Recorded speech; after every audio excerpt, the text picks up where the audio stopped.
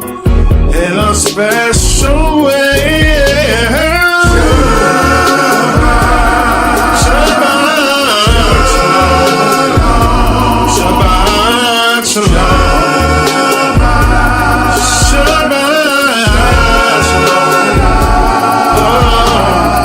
We are keeping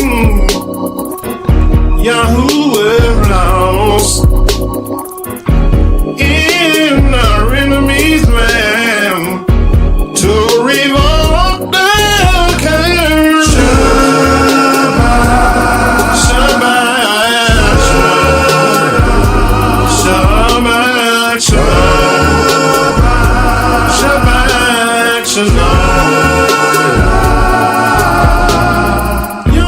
He promised that he would gather us from the land of the enemies called Babylon.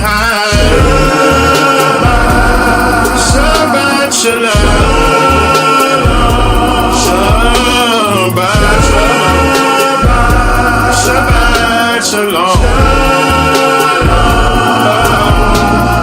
We are looking forward to the gathering of the saints of Yah to the new Jerusalem. Shabbat shalom. Shabbat shalom. Shabbat shalom. We will reign with him for 1,000 years in that great old kingdom of YAH for the whole world to see. Shabbat shalom.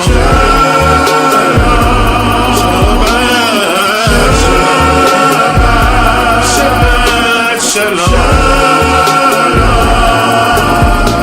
Shema Israel. Yahuwah is one. Let's celebrate him now. For the battle is already won. Oh, yes it is. Whoa, Shabbat shalom. Shabbat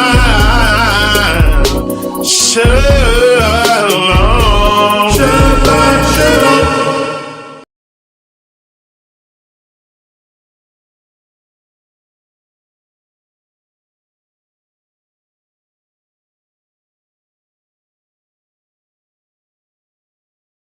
Shabbat shalom, brothers and sisters.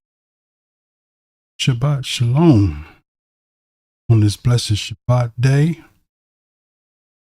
And it is a blessing to be able to come into your home and to share. I wasn't going to go online and share, but I was just pressed upon me to go ahead and to do a lesson. We generally do a lesson on Shabbat, especially on the feast day. I want to do it for many people there, and some actually at the work, I'm sure. But I didn't want this day to get by able to do on this blessed and to share what the Most High give me to share for all of the people of sons and daughters of the Covenant of YAH. So let me go ahead. I'm not going to be too lengthy today, prayerfully. Try to get in and get out the way so that we can go to our various festivities. Some I know we have some that have already celebrated Memorial of Trumpets last month. Some are closing out at sundown today. Some are going to be starting at sundown. But be that as it may, we are here in the lands of our captivity with a desire to fulfill the feast, our obligation, our moedim that the Most High have called us to keep. So if you're online and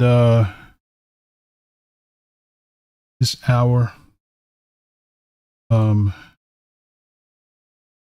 don't see one actually online. So you come later on, you'll see this here. It's here. Just let people know that we prepared a lesson for today. So for those of you that are new to this walk, we want this to be a course that will shed some light on what the significance of this Memorial of Trumpets is all about. So it's a time where the Most High gave us to keep. Well, I want to go ahead and open up. You have your scriptures. Go with us in the scriptures.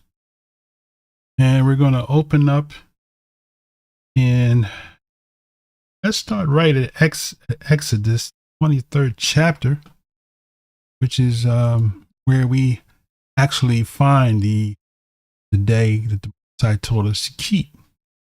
And then we'll go from there. In the book of Leviticus, of course, chapter 23 is the book that the Most High gave to us, which is where we find all of the days that the Most High have commanded us set apart.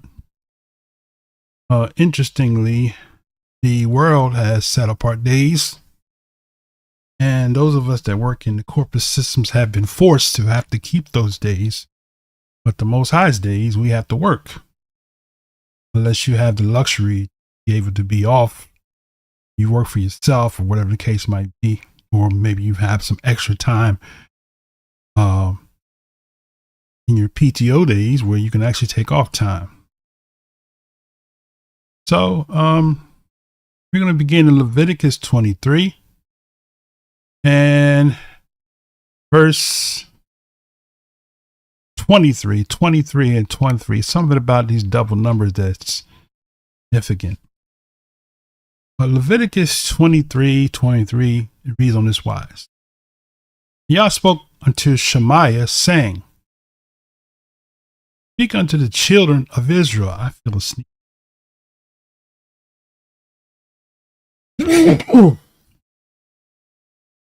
Excuse me.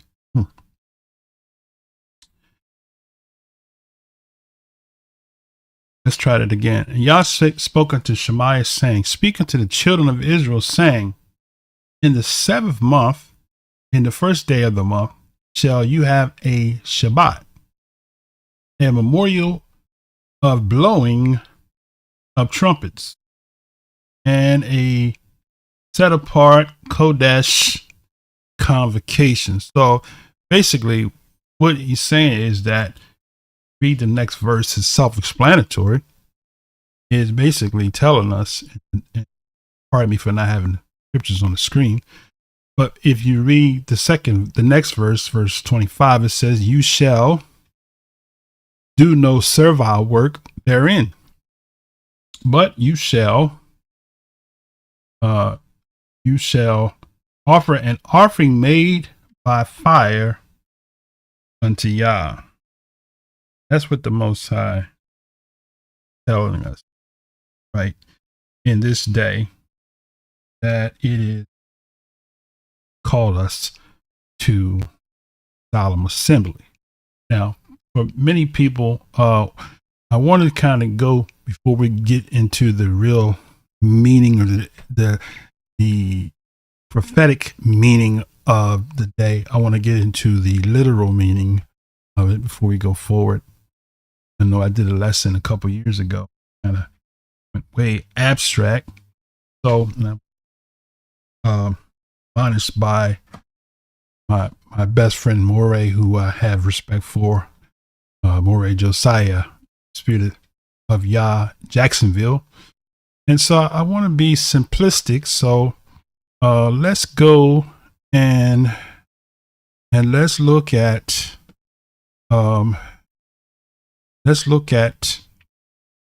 Exodus 19. Okay, so we read this. This is one of our promos that we have. I didn't play it today because I want to go straight into this sharing.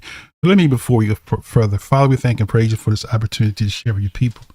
Our desire and our prayer that you give us the words to share with your people on this special day, this day of reflection, this day that you have commanded us to keep. And it is our desire that your people will be edified, exalted, and comforted as we share what you've given us to share. Come before your name, Yahushua Mashiach came through 42 generations to enable us to be grabbed back to the olive tree. We do praise and thank you for all things. In the name of Yahushua HaMashiach, we say hallelujah. Hallelujah. Hallelujah. Hallelujah. So we're going to go ahead and we're going to break this thing down. So we're going to go to Exodus chapter 19. And we're going to start right at verse 1. We read this, generally we read this here. As a matter of fact, I'm going to go ahead and play that little primo before we go ahead and get started. Let's do that, okay?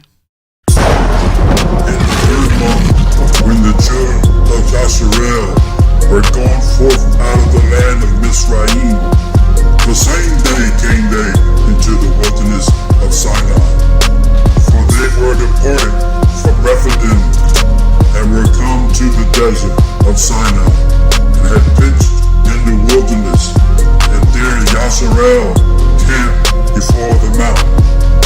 And Shemaiah went up unto Elohim, and Yah called unto him out of the mountain, saying, Thus shalt thou say to the house of Yaakov, tell the children of Yasharel, you have seen what I did unto the Mizraimites, and how I bore you on eagle's wings, and brought you unto myself. Now therefore, if you will obey my voice indeed, and keep my covenant, then you shall be a peculiar treasure unto me, above all people, for all the earth is mine. You shall be unto me a kingdom of priests, and a Kodesh nation. These are the words which thou shalt speak unto the children of Yasharel.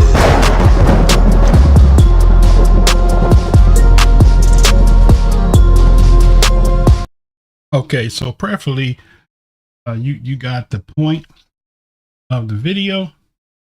And so now, without being repetitious on the particular passage we read, we basically see that the Most High had made a call to the nation of Israel. And for those of you that this is your first time actually listening, maybe you've gotten bold and you say, I'm gonna listen to a Hebrew Israelite, see what this is all about. So basically, we are those descendants of those people that came out of Egypt after 400 years, as it's 400 years, according to what it says in the scriptural text. We know it wasn't 400 years that they were in Egypt, but it was a combination of years in Egypt and in Canaan. Okay, but that's another lesson for another day.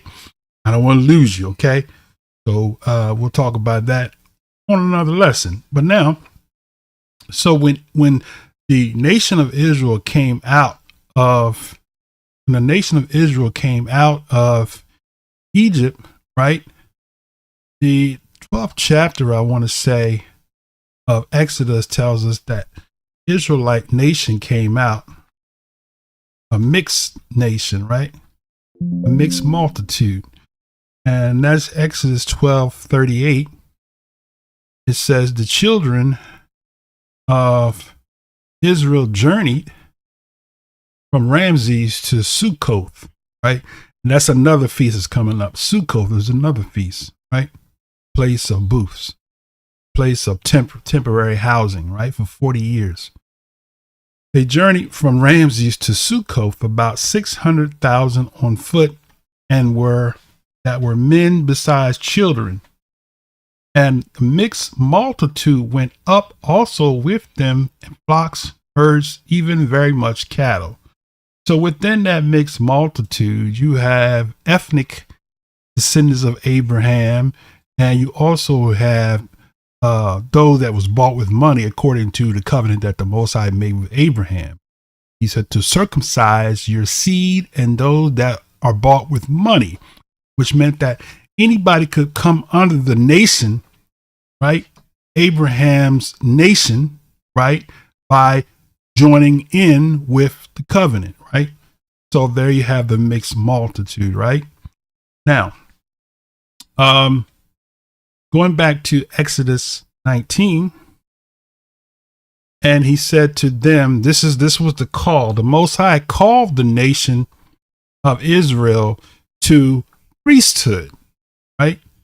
So in verse 6, we see where the Most High says, you shall be unto me a kingdom of priests and a set apart nation, or a nation that is set apart from the world, a righteous, Yah-fearing, Yah-obedient, Yah-compliant people who will walk in obedience to all that the Most High said, right?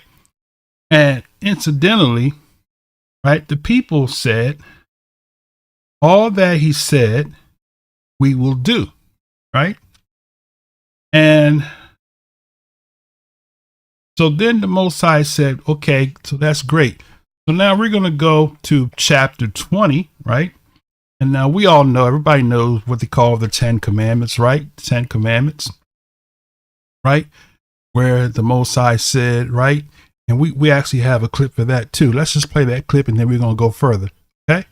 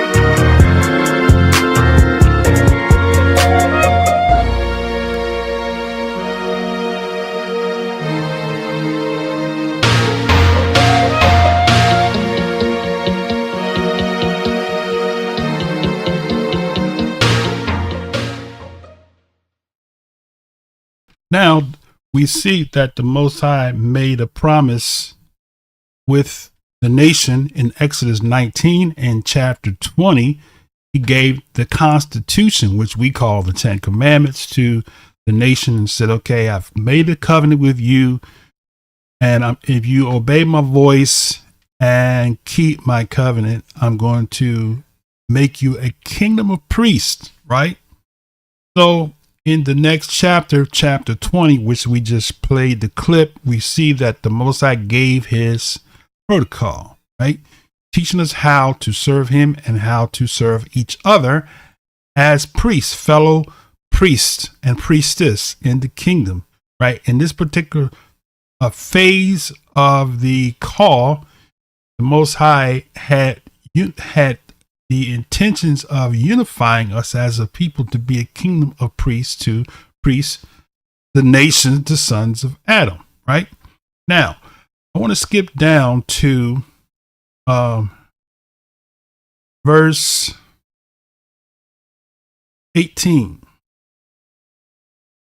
So this is when the Most High gave the nation of Israel the very first fireworks, a celebration, Constitution, the Independence Day, the true Independence Day of the nation of Israel being independent from the bondage of the Egyptian civilization and Egyptian rule.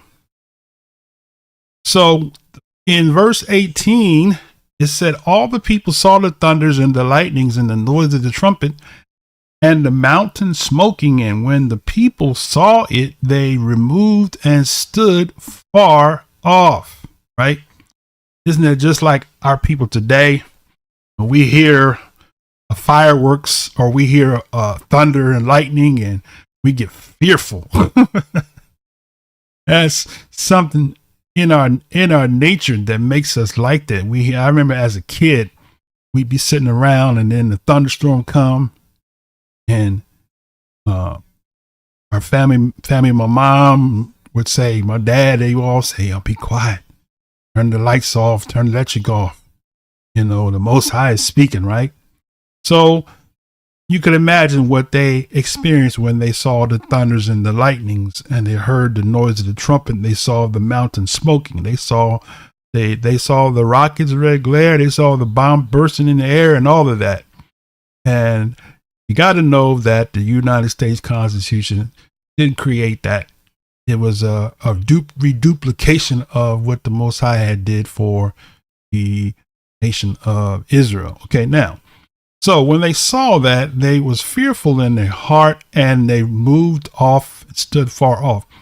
And they said to Shemaiah, you speak to us and we will hear, but don't let Yah speak with us unless we die, right?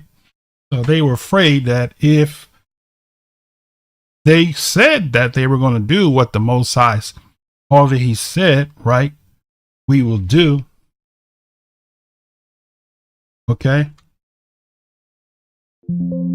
That's verse 8 in Exodus 19. So I just want to kind of pull it out.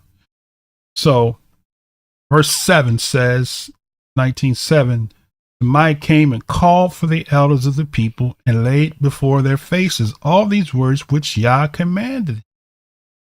And all the people answered together and said, all that Yah have spoken we will do. And Shemaiah returned the words of the people unto Yah. So now we have some people that believe that the Israelites could not keep the law. There's a popular teaching now that it's impossible for the Israelites to keep the law. Okay. So then why would they make a vow to say all that he said we will do if it was something that was impossible for them to do? It shows you how silly that doctrine is to make people believe that you cannot obey Yah. Okay. Now, the Most High is clear and concise to his people, right? He gave us the ability to do all that he said, all that he commissioned us to do. He gave us the ability to do it, right? And we just have to what? Do it. Okay.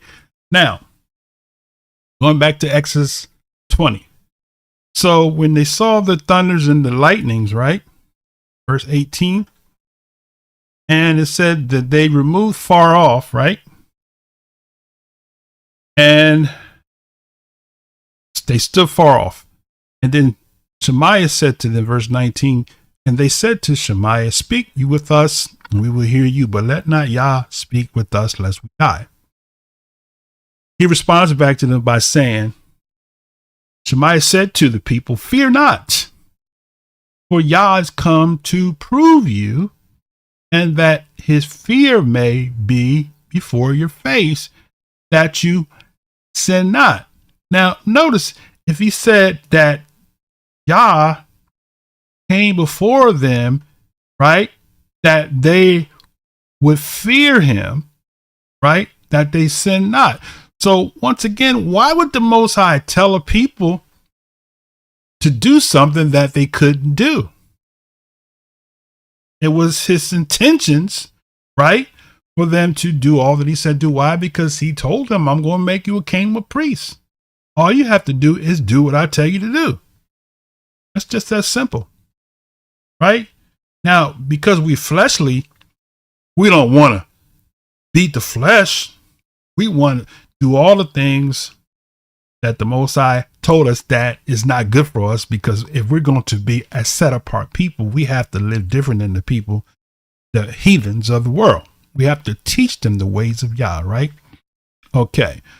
So the people said, you speak to us, but the Most High wanted to test the people so that they to fear him, that they sin not. Okay. Now, verse 21 says, the people stood far off, and Shemaiah drew near unto the thick darkness where Yah was. Now, interesting how that Shemaiah drew near to the thick darkness, but the people far off. Which lets us know what?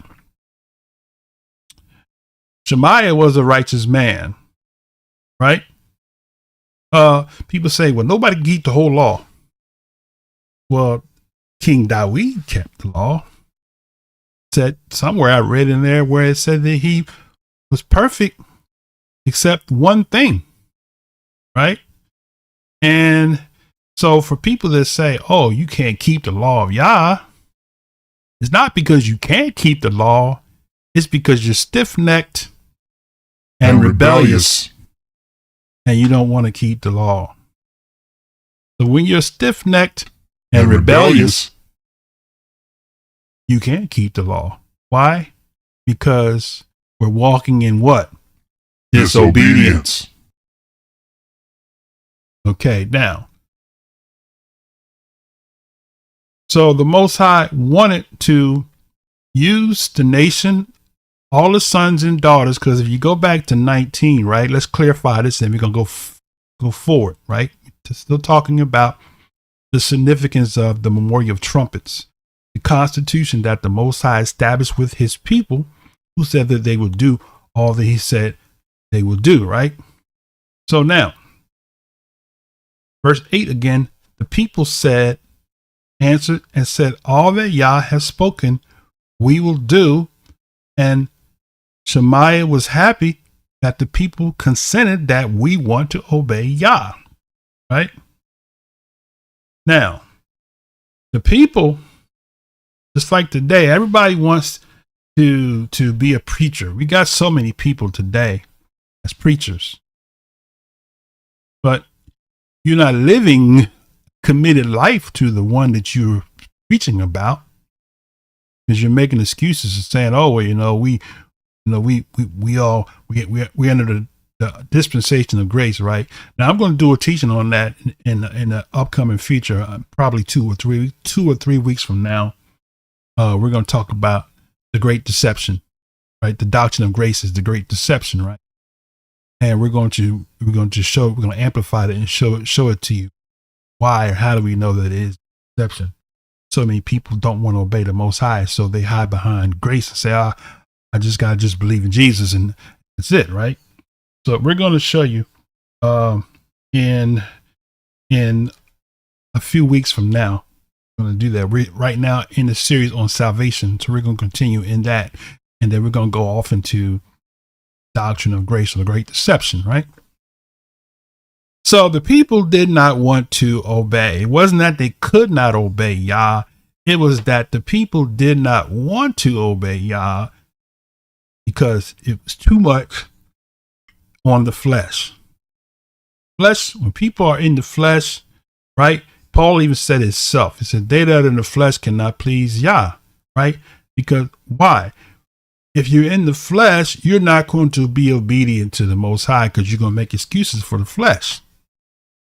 When you're in the spirit, you're not under the law because you're walking in compliance with the spiritual laws that the Most High gave to us for us to be above and not beneath, to be the head and not the tail, right?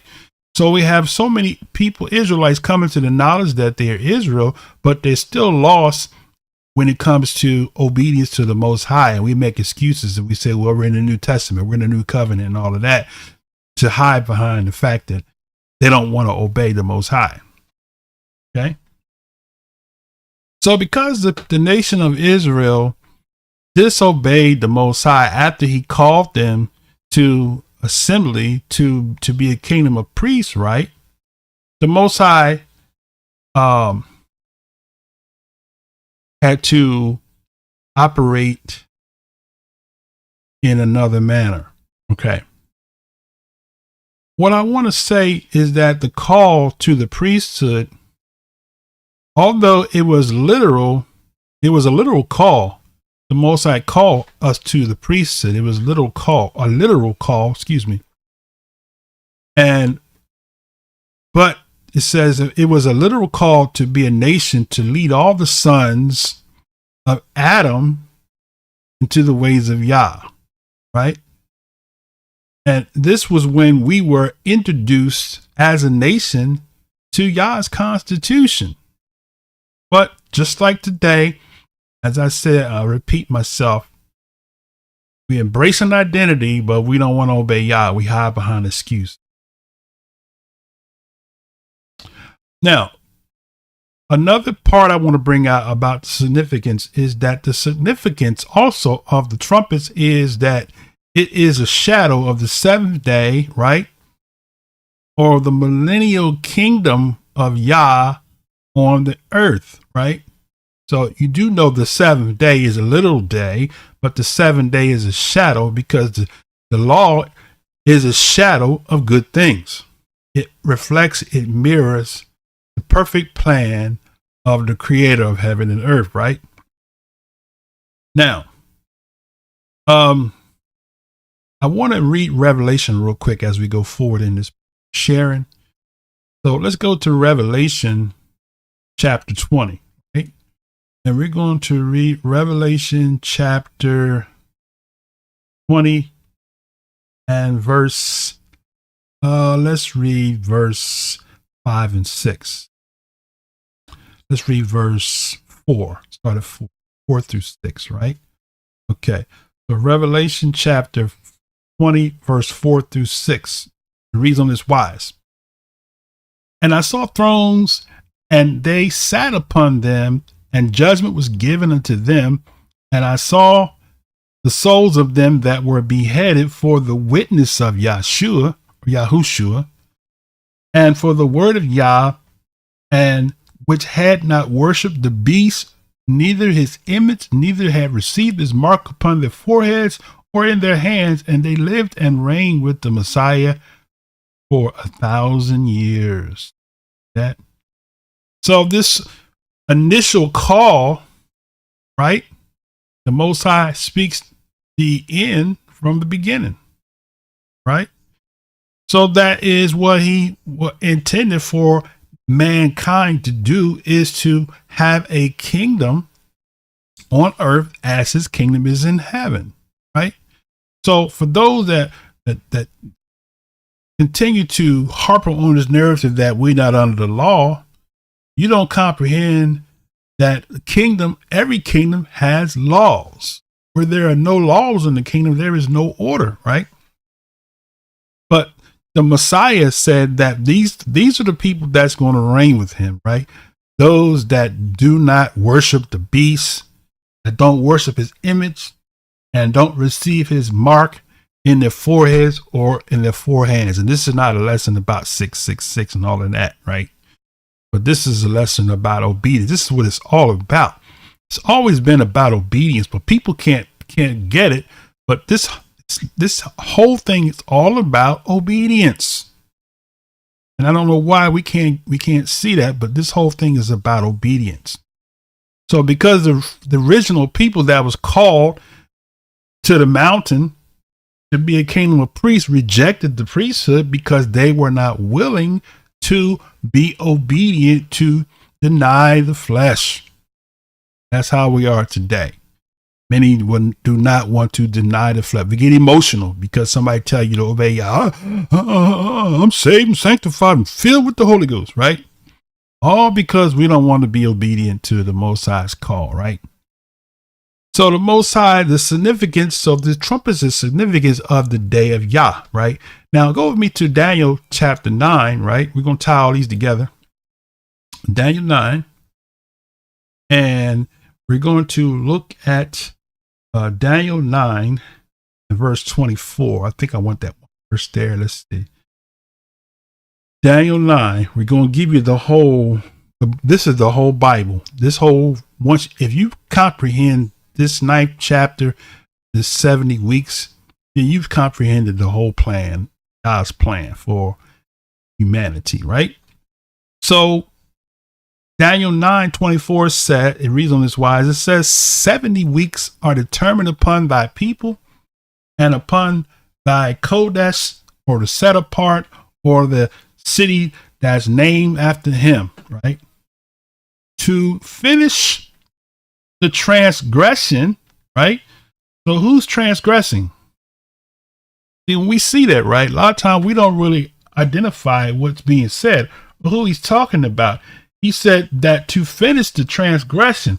Whose transgression? Right? The people that he called initially at the mountain to be the kingdom of priests have transgressed against the Most High. Daniel says that earlier in this chapter. All Israel have transgressed against thy law. Verse 11. Let's look at verse 11. He said, all Israel have transgressed thy law by departing, that they might not obey thy voice. See, that's what he's saying. It's about obeying the voice. They have transgressed thy law, even by departing, that they might not obey the voice.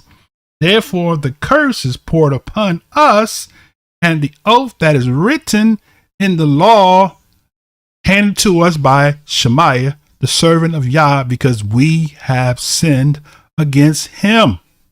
Right? So that's what it is. We have transgressed against the Most High, right? Now going back to 24.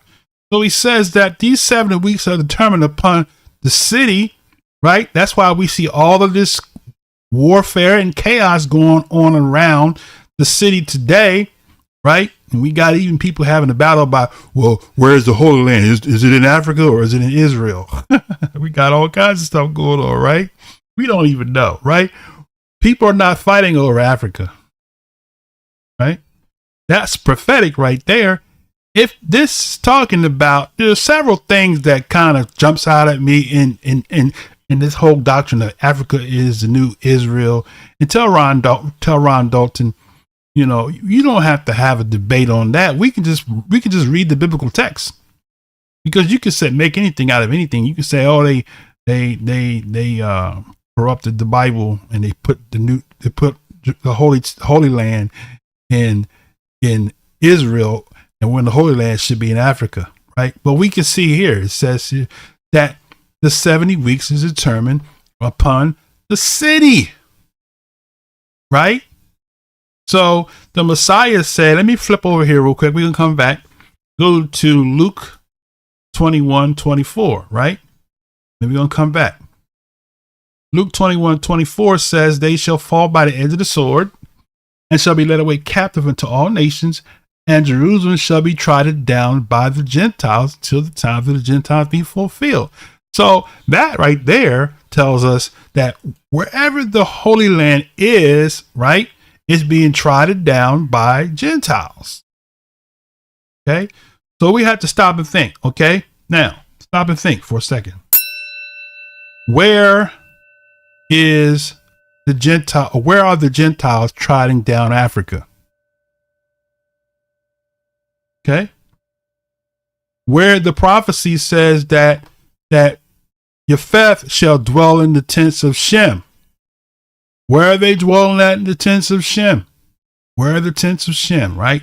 So without me going too far deep into that, let's go back, because we're talking about the trumpets, right? So let's get back in, because we have a lot to cover in a short time. All right. So now, so he says that those 70 weeks are determined upon the city to finish the transgression, right? To finish the transgression. Whose transgression, right? Okay, Isaiah 53. Let's go there real quick. We can come back to Daniel 9:24. Go to Isaiah 53, right? We are familiar with that, right? So Isaiah 53. And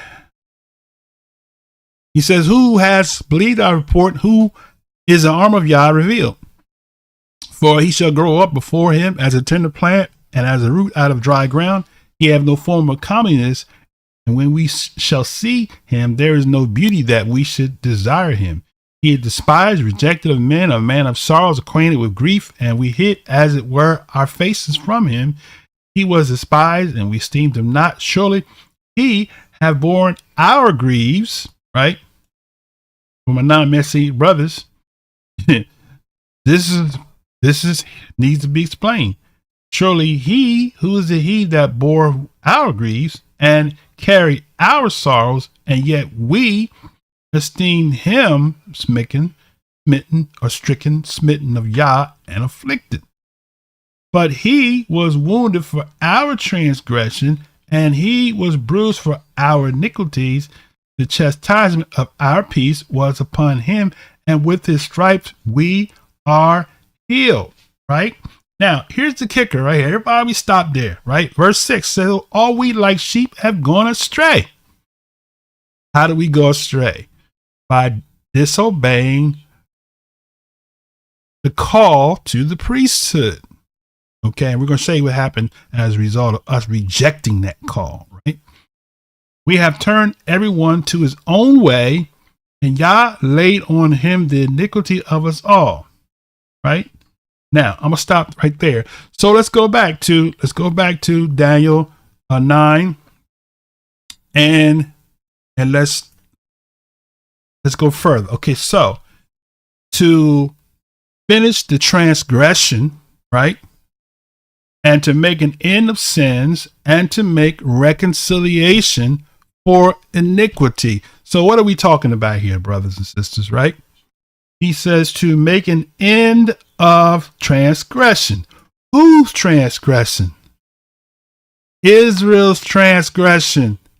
Because when you go to Jeremiah 31, it lets us know that we're not in the new covenant, because he said that I will make a new covenant with, not with the Christian church, but I will make a new covenant with Israel. Let's pull it up real quick.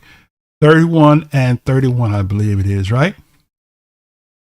So he says, behold, the days come, says Yah, I will make a new covenant with the house of Israel and with the house of Yehudah. Now, I just want to emphasize this word new here. This word new is not talking about something brand new, but it uses the same word that is used in reference to the new moon, renewed moon, right? So the new covenant I will make with the house of Israel and with the house of Yehudah, not according to the covenant that I made with their fathers the day I took them by the hand to bring them out of the land of Mizraim, which my covenant they broke, although I was a husband unto them, says Yah. See that? So that connects us to Exodus 19. The covenant that they broke was the priesthood. Okay, you got to see this. Not talking about they broke all the laws and couldn't keep the 613 laws and all that. No, that's talking about the covenant. Is it self-explanatory? He said that when I took them by the hand to bring them out of the land of Egypt. To reaffirm that, let's go back to Exodus 19 and we'll see it in clarity. So go to Exodus 19 and you'll see that it said the third month, when the children of Israel were going forth out of the land of Mizraim, the same day came they into the wilderness of Sinai. Right? That's what he's talking about. So in this chapter, he is telling them that if you obey, verse 5, my voice and keep my covenant. Keeping the covenant doesn't mean you're going to dot every I, cross every T. That word keep means to guard and to protect or to tend to, like a police officer tends to the laws of the land. Every police officer is not 100% foul proof of the legal system. They do things that's wrong, but they have the law that gives them so much rights to where it's hard to get a police officer to punish or to arrest or to prosecute them, because they have the law backing them, right? So keeping doesn't mean you don't make a mistake or you don't transgress here and there, right? You don't understand, you don't comprehend the law of YAH, because in the law of YAH, you have the law for those that sin through ignorance. You have the law that for those that sin willfully, right? So there are laws that covers every particular facet of our life. So when you say all sinning comes short of glory, so nobody can keep, no, that's a cop out. That's not what that means, right? So we fall short, right? But we fall, what is it, 7 times? The righteous man may fall 7 times. But so we still are keeping Yah's law because we guard it. We don't make excuses. Say, oh, because I transgressed, I can't keep all that law, right? We get back up and we try it all over again, right? Why? Because we know that we're supposed to be a kingdom of priests, which we forfeited, is what I'm trying to point out, right? So now let's go back to Daniel 9 as we move forward, because we're talking about the significance of this Memorial of Trumpets. It's all about, it's a period of time that has to expire for it to go back to the original idea, God's precept, which is the nation that he called to be the kingdom to the other sons of Adam. And it's going to happen because he said it, and it has to happen, right? Now, so we go back to Daniel 9. It says, to make an end of sins and to make reconciliation. See that? That's the renewed covenant, the reconciliation for iniquity. See, Yahushwuah came, right, to make reconciliation for the nation. Remember, this is what most people don't get. Yahushwuah said, I did not come but for the lost sheep of the house of Israel. Why did he say that? Because Israel was called to the priesthood, right? And all those that came out of Egypt with them, that joined in alliance, joined in covenant with the nation, they're included in that too. Okay. Now, so you have some Israelites that were in the nation of Israel that don't even look like Israelites, but they came out, they were in that nation, so they are part of that covenant, and they have to come in compliance because they're a descendant of those people that said that we're going to do what he said we're going to do, right? Now, so he says that the reconciliation for iniquity to bring in everlasting righteousness, right? That's the renewed covenant. That's the everlasting righteousness. What is everlasting righteousness? Everlasting righteousness is doing what's right. And what is right? What the Most High said, right? Man shall not live by bread alone, but by every word. So if Yah says it, man didn't say it. So if man want to make Yah's law and want to try to put it on Moses to say it's Moses' law. Moses didn't create no law, right? We've showed you that in many of our lessons that we taught. But let's continue.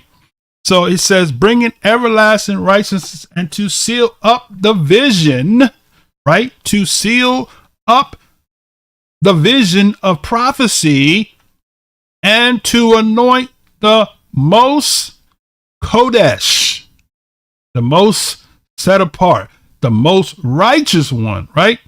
See, Yahushwuah is righteous because Yahushwuah obeyed, not because he came down from heaven as God, as the doctrine of Christianity tries to impose upon us. Yahushwuah was a man, right, who obeyed Yah. That's why he took on the title called the Son of Man. He sinned not, because why? He showed us that we can be human and be obedient unto the Most High. Even Shimon Kepha said that in one of his letters. He said that add to your faith, patience, etc. He said, if these things be in you and they abide, he said, you will never fail, right? He said you will never fail. So why would the Most High give us something to do that we can't do, set us up for failure, right? Because we could do it. Why? Because we know we could do it, but we choose not to do it, right? It's like a person that has a job. You can choose not to go to work. When payday come, you don't have a paycheck. You chose to be broke because you chose not to work for your hire to take care of your expenses in your business, right? Okay, now, so that's what he said in Daniel 9. So that is the whole summation of what the whole scriptures is about. That's it right there in a nutshell. Everything that's in the book from Genesis, Revelation, everything in between is all about Yah's plan of salvation for his creation. Okay, right? Nobody's dying and going to heaven because that's not what salvation is all about. Okay? Salvation is about living a life that's righteous, right? Now, the Messiah said, and in eternal life. Right? And the eternal life is in the kingdom age, 1,000 years. We're going to get to it in a minute. Okay, now. So with that said, so that is what this whole significance is all about. Now, let's go back a verse to chapter 7, Daniel 7. And we're talking about the significance of the Memorial of Trumpets. So we're bringing it home. So now Daniel 7 and verse 27, right? It says, verse 27, it says, and the kingdom and dominion and greatness of the kingdom under the whole heaven shall be given to the people of the saints of the Most High, whose kingdom is an everlasting kingdom, and all dominions shall serve and obey him. See that? This whole thing is about what? Kingdom of priests, who the Most High called. He gave them a kingdom mandate. He gave them a kingdom order, right? That if you follow this order, that you can operate fully 100% as a priest and as a king, right? But we didn't want that, right? So he said, whose kingdom is an everlasting kingdom, and all dominions, every kingdom on this planet, even including the United States of America, is going to come under his kingdom, and they're going to serve and obey him, whether they want to or not. Right? Now, that connects us with Revelation. Revelation reaffirms what the whole plan, Yah's plan for his creation is, through the people that he called to be the kingdom of priests, who must and will fulfill the call, right? Now, it says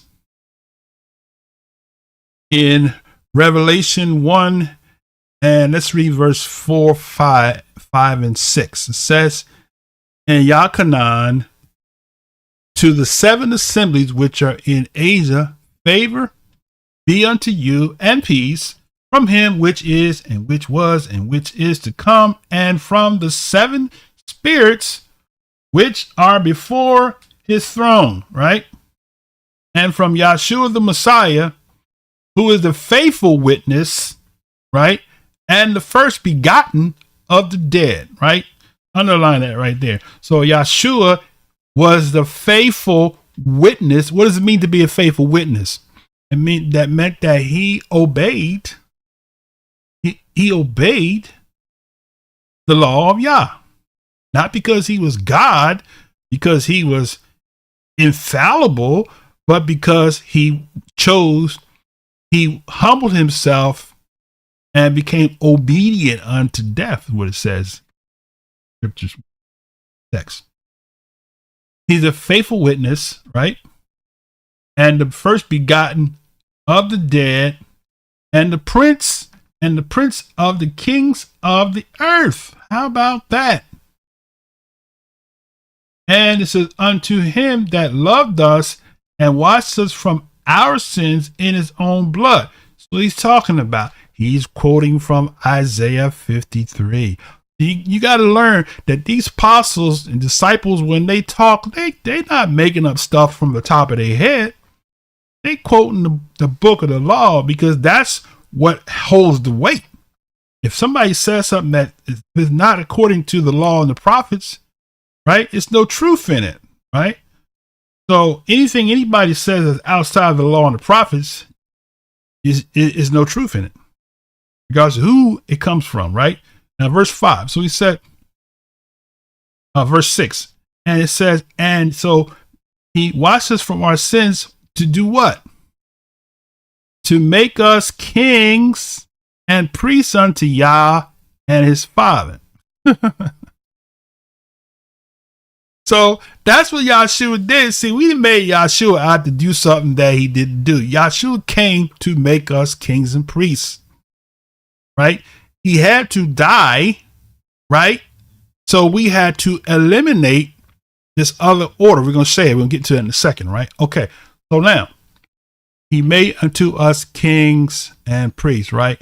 Now, the Most High knew that we will be scattered among the nations, right? So let's read this real quick. Let's go to Deuteronomy chapter 32, right? Real quick. Deuteronomy 32, okay? And we're going to read verse 26, right? This is what the Most High said. He said, let's read verse 25. Let's read verse 23 through 26, okay? Yah said, I will heap mischiefs upon them. I will spin my arrows upon them, and they shall be burnt with hunger and devoured with burning heat and with bitter destruction. And I will send the teeth of the beast upon them with the poison of the serpents of the dust. The sword without, the terror within shall destroy both the young man and the virgin, and suckling also the man of gray hairs. I said I would scatter them into the corners, and I would make the remembrance of them to cease from among men, right? Why? Simply because the people of Israel refused to obey the Most High's commandments. Look what he says. I said I would scatter them into the corners. I would make the remembrance of them to cease from among men, right? That is what he said in Deuteronomy 28. For the Israelite nation went into Israel, he said that you're going to be led captive into all nations. You're going to be sold as slaves and male and female slaves. No one's going to redeem you, right? Because they were bought, right? Now, so with that said, so go to Ezekiel chapter 11, real quick, moving along. Ezekiel 11, and we're going to go to verse 16. Ezekiel 11 and 16. Let's start at verse 14. Matter of fact, let's just read that one verse. Verse 16. Ezekiel 11, 16. Therefore say, thus says the Master Yah, although I have cast them far off among the heathen, and although I have scattered them among the countries, yet will I be to them as a little sanctuary in the countries where they shall come. So Yah knew we were going to be scattered, and Yah knew that we were not going to have assemblies in our cities where we are, and some of us don't have the luxury to have an assembly at our disposal. So the Most High have afforded this opportunity for us to fellowship via the internet. Okay. Now he said, I will be unto them a little sanctuary in the countries where they come. Right now, verse 17 says, therefore say, thus saith the Master Yah, I will even gather you from the people and assemble you out of the countries where you have been scattered, and I will give you the land of Israel. Right? I will give you the land of Israel. Okay. Now, the Most High knew we were going to be scattered among the nations. The Messiah had this to say about our being scattered, right? He said many things, but one thing comes to my mind where he says something about, oh, Jerusalem, Jerusalem, thou that kill the prophets. I would have desired to gather you, but you would not obey, is what he's saying. But you will not see me again until you say, Baruch atah Yahuwah. Blessed is he that comes in the name of Yah, right? Now, the Messiah said in Matthew 18, let's go to Matthew 18, and let's pull up verse 20 and see what he said, okay? Let's look at verse 20. He says, for where 2 or 3 are gathered together in my name, there am I in the midst of them. How about that? Okay. This is the words of the Messiah. He said, if there's two or 3 are gathered in his name, he's going to be in the midst of them.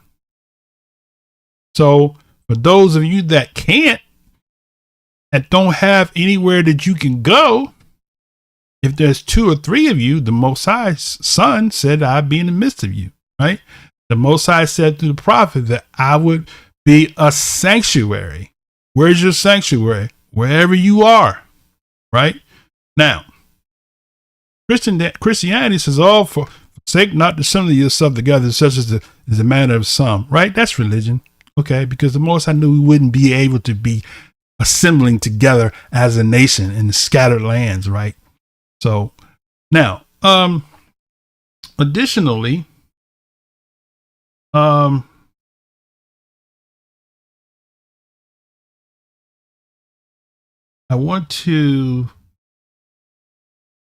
have a note here that why I'm hesitating, because I kind of was jumping ahead of myself. Let's see. Let's read this because this is going to come back and make sense to me. So let's just read it. 2 Chronicles 31:16. I'm not sure why I pulled it out, but I'm going to go ahead and read it because it's going to come back to me. Okay, 2 Chronicles. Let's do it. I don't see the relevance at this particular time, but for reasons. Go ahead and read it. 2 Chronicles 31 and 16. Okay.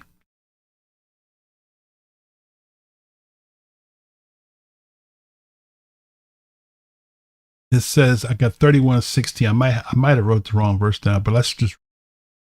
It says, besides their genealogy of males from 3 years old and upward, even unto everyone that entereth into the house of Yah, his daily portions for their service is their charges according to their courses. Okay. All right. So I must have put the wrong verse in. So let's go to Acts 2, right? It'll come back to me why verse was used. Maybe I transposed the wrong verse. I think I did. Of it. Okay, but just scratch that for now. Let's go to Acts 2, right? Acts 2, staying in the theme of the trumpets, right? And so now in Acts chapter 2, right, the Messiah mentioned that you would, wherever 2 are gathered together, that he would be, that there is he in the midst, right? Now in Acts 2:46, real quick, 2:46 says what? It says, let's start at 42. They continue steadfastly in the apostles' doctrine and fellowship, and in breaking of bread and in prayers. And fear came upon every soul, and many wonders and signs were done by the apostles. And all that believed were together and had all things common, and sold their possessions and goods and parted them to all men, every man as every man had need. And they continued daily with one accord in the temple, and breaking bread from house to house, did eat their meat with gladness and singleness of heart, praising Yah and having favor with all people. Yah added to the assembly such as should be saved.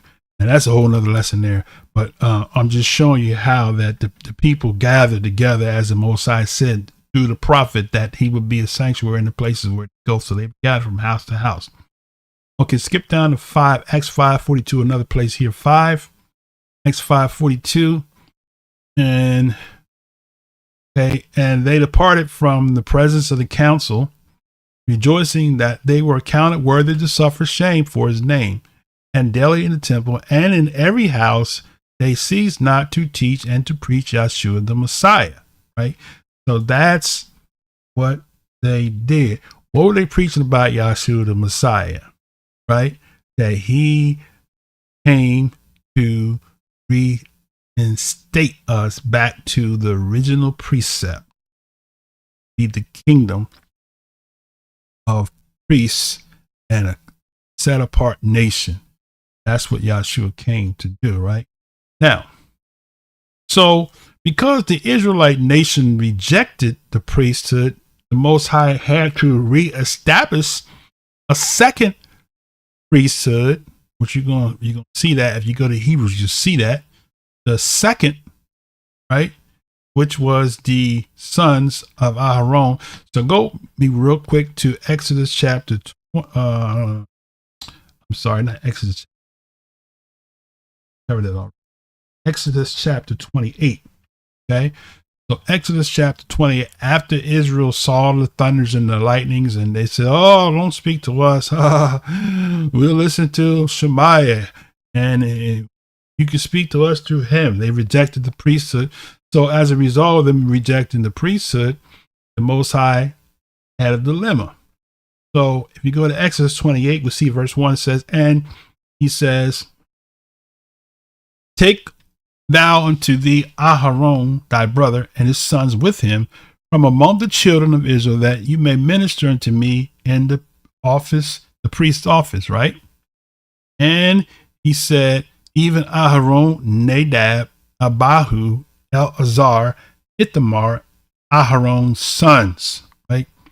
"And you shall make set apart garments for Aharon thy brother for abide and for beauty," right? For riches and for beauty. So their garments were actually rich looking, right? That's what the word kabod means. Splendor, immaculate. So the priesthood was rejected by the nation, and the Most High chose the second, right, covenant, which was with the sons of Aharon to priest the people who were supposed to be the priests originally, but they opted not to because they had fear in their heart and they did not want to. They said they would, but they did not want to. So you go through Exodus chapter 28, 4, 21, 28, 41, you see that those sons of Aharon had took the place, the original place of the priesthood that was called of every person, every male and female came out of Mizraim or Egypt was called to the priesthood, right? Now, so when Yahushua came in the physical flesh, Yahushua came with that intentions of reinstating back to the priesthood. And we're going to see in a minute that this is what the end time trumpets is all about. It's about sounding the alarm to the nations to let them know that we're about at that point where the reinstatement is going to take place, right?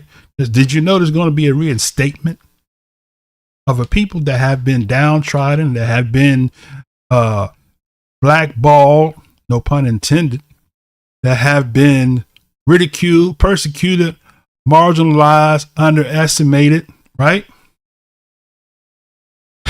Those people are going to be reinstated back to rule the planet Earth, right? The people that people laugh at and say, "Oh, they're lazy, they need to pull stuff up by the bootstraps." Those are the people that the whole world's going to have to submit to, right? So you better, like TD said, you better get ready, right? Okay, now, so let's go to 1 Corinthians, right? It's moving along as we come into the second end of this phase, as we're declining, as the plane is coming to land. Okay, now, so 1 Corinthians 15:45, right? We see what Yahushua, what Brother Paul said. He had a comprehension of who Yahushua was and what his intent was. But before I do that, let me go here, right? And let's go to see what Yahushua said first. Okay. So Matthew 15:24, which was not in my footnote. We're going to go there. We're going to show you what the Messiah said, right? So now, In Matthews 5:15 rather, and 24, he says, but he answered and said, I am not sent but to the lost sheep of the house of Israel. Right? He sent to the lost sheep of the house of Israel. Why? Because that is what the Father, the Most High Yahuwah, mandated him to do. He couldn't go outside and grab another people and put them in place of the people that the Most High called. He had to grab a people that the Most High had said that he called and that they agreed. And because once you make a vow to Yah, you will fulfill it. Okay? Might not do it now, but you'll do it later. If Yah called you to do something, you're going to do it. Okay? Mistakes about that, right? So 1 Corinthians, what Paul said in 1 Corinthians 15, right? It's 15 and verse 45. Read it one verse there. It says, and so it is written, the first man, Adam, was made a living soul, and the last Adam was made a quickening spirit. So question, how was Yahushua made a quickening spirit if he already was the spirit? Interesting question. Inquiring minds want to know. So we're taught to believe that Yahushua didn't sin because he was the Son of God. Yahushua didn't sin because he was obedient. He humbled himself, right? And he said it gave him a name that is above every name. He humbled himself, right? Why would he need to humble himself if he was God, as the teaching goes, right? And it was impossible for him to sin, right? Why was he tempted in all points like we are without sin if he was God in the flesh and he couldn't sin, right? So he was the last Adam, right? As Moriah Josiah always says, he was the seed of Joseph, seed of David, according to the flesh, right? Make sure I quote that right. Okay.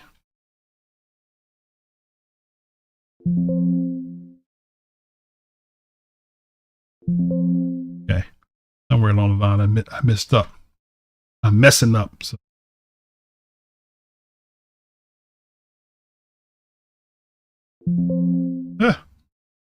Right. Get it.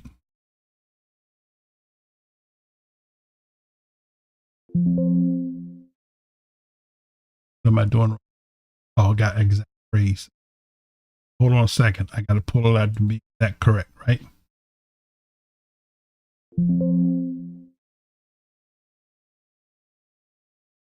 So it's Romans 1-3. That's it. It says, it reads, it says, concerning Yahushua, concerning his son Yahushua, the Messiah, our Savior, which was made of the seed of David according to the flesh, right? Go, right?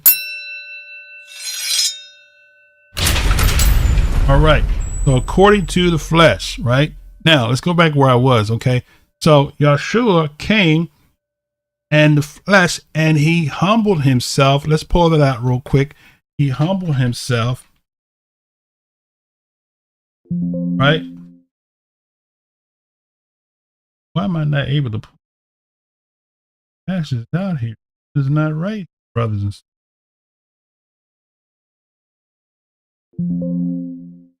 Okay, that's Philippians. That's it. Philippians 2, right? So Philippians 2:8, it says, who being in the form of Elohim, right,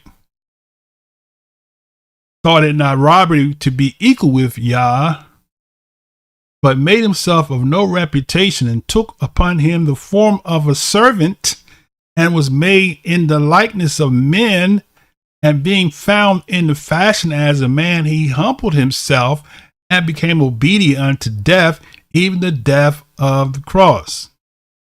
Wherefore Yah also have highly exalted him and given him a name which is above every name. Right? That's it. So, yes, so Yahushua was obedient. Right? So it's possible for us to walk in obedience because Yahushua came to be an example to the nation so that the nation can do all that they said that we will do so that we can be reinstated back to the priesthood so that we can rule the nations like the Most High originally ordained it to teach his creation, his way for life. Religion don't like that. Religion tries to have their own form of religion, their own form of righteousness, which is creating a doctrine called the doctrine of grace, right? The great deception. All right, now. So let's go to Hebrews 7 real quick. Hebrews 7, we kind of moving in that direction to wrap this baby up here. So Hebrews 7, right?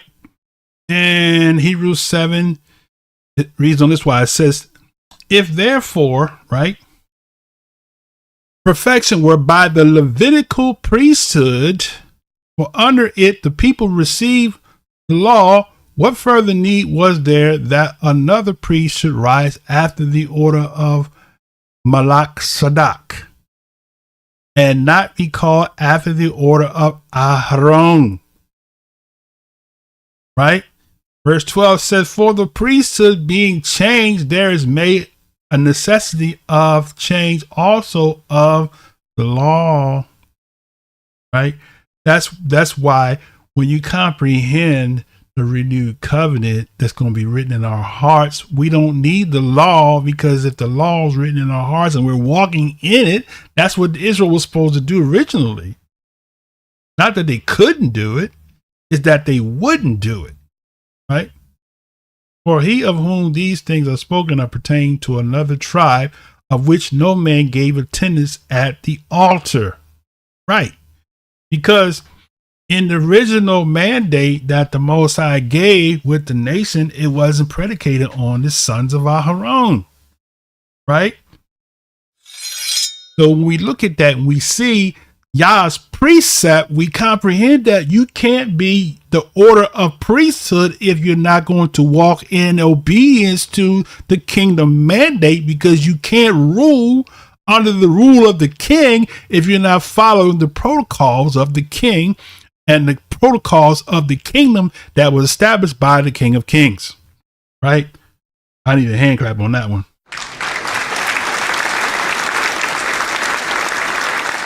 So he says, for it is evident, right, that our master sprang out of Yehuda. Isn't that what David did? David offered sacrifice. He wasn't from the tribe of Aharon, right? He went from the tribe of Levi, right? But he offered sacrifice. But then he had this revelation that it's not the blood of bulls and goats that he wants. He wants a broken heart and a contrite spirit. He wants somebody to operate in that kingship, right? He got the revelation, right? So it says that Master sprung out of Yehuda, of which the tribe of which tribe Shemaiah Moses spoke nothing concerning priesthood, right? And it is yet far more evident for that after the similitude of Malak Tzedek there ariseth another priest, who is made not after the law of a carnal commandment, talking about the sacrifices, but after the power of the endless life, which is obedience. See, the carnal commandments for the people, the transgressors. The sacrificial system was for the people that continue to transgress, right? So the law is the schoolmaster. So when we obey Yah, we don't need the schoolmaster, because why? When that which is perfect has come, that which part is done away. You don't need somebody to tell you what to do. The law is in your heart, and you'll begin to walk and do what the Most High said without anybody having to pull your teeth, right? Okay. But he said, but after the power of endless life, right? For he testified, thou art a priest forever after the order of Malak Tzedek, right? For there is a very disannulling of a commandment going forth from prophet thereof. I'm gonna stop there. I'm not gonna go further because this is gonna lead me into another discussion. Okay, so let's go skip to verse 2, chapter 8, and let's go down. If anybody want to talk about this priesthood and all of that, I'm open for debate. I'll debate you all day long on this one here. Okay, but right now we're trying to tie this together with the priesthood and the purposes of the trumpets and the initial purpose of the call and the end call of the trumpets, right? So now in Hebrews chapter 8, verse 6, it says, "But now have he obtained a more excellent ministry, by how much also he is the mediator of what? A better covenant." What is that better covenant? Jeremiah 31:31. The renewed covenant where what? The Israelite nation that came out of Egypt will be reinstated back to be the kingdom of priests and the kingdom of priests, as was originally called to be from the precept.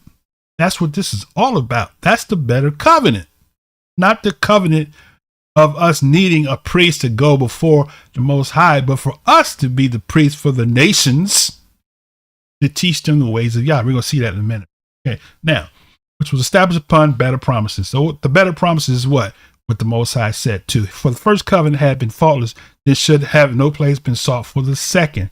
The second covenant is talking about the sons of Aharon. That's what the second covenant is. First covenant is the one where they said, all these said we will do. And when they saw the thunder and lightning and they rejected the covenant, right? The Most High had the celebration with the trumpets, right? Initially. So you got the trumpets in the beginning and you're going to have the trumpets at the end. That's what you got to see. You had the trumpets in the beginning, right? And you're going to have the trumpets at the end. I'm going to say it one more time, right?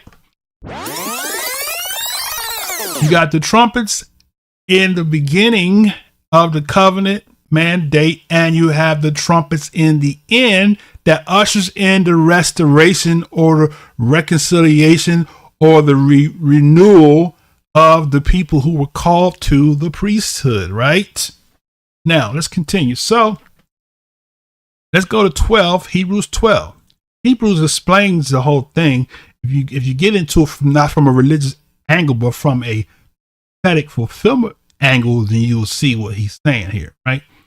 So, Hebrews 12:24, skip down to 24. It reads, Yahushwuah, the mediator of the renewed covenant. How is he the mediator? He was the only one, right, that was 100% blameless before Yah. Everybody else was transgressing. Even King David had a woman's husband killed, right? We have Enoch and we have Methuselah and so forth, but we're talking about after Exodus. Now, let's go forward.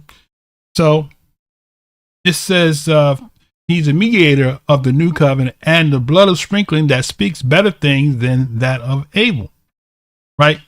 Why did he say Abel? Abel was disobedient. Abel knew the laws of thou shalt not kill.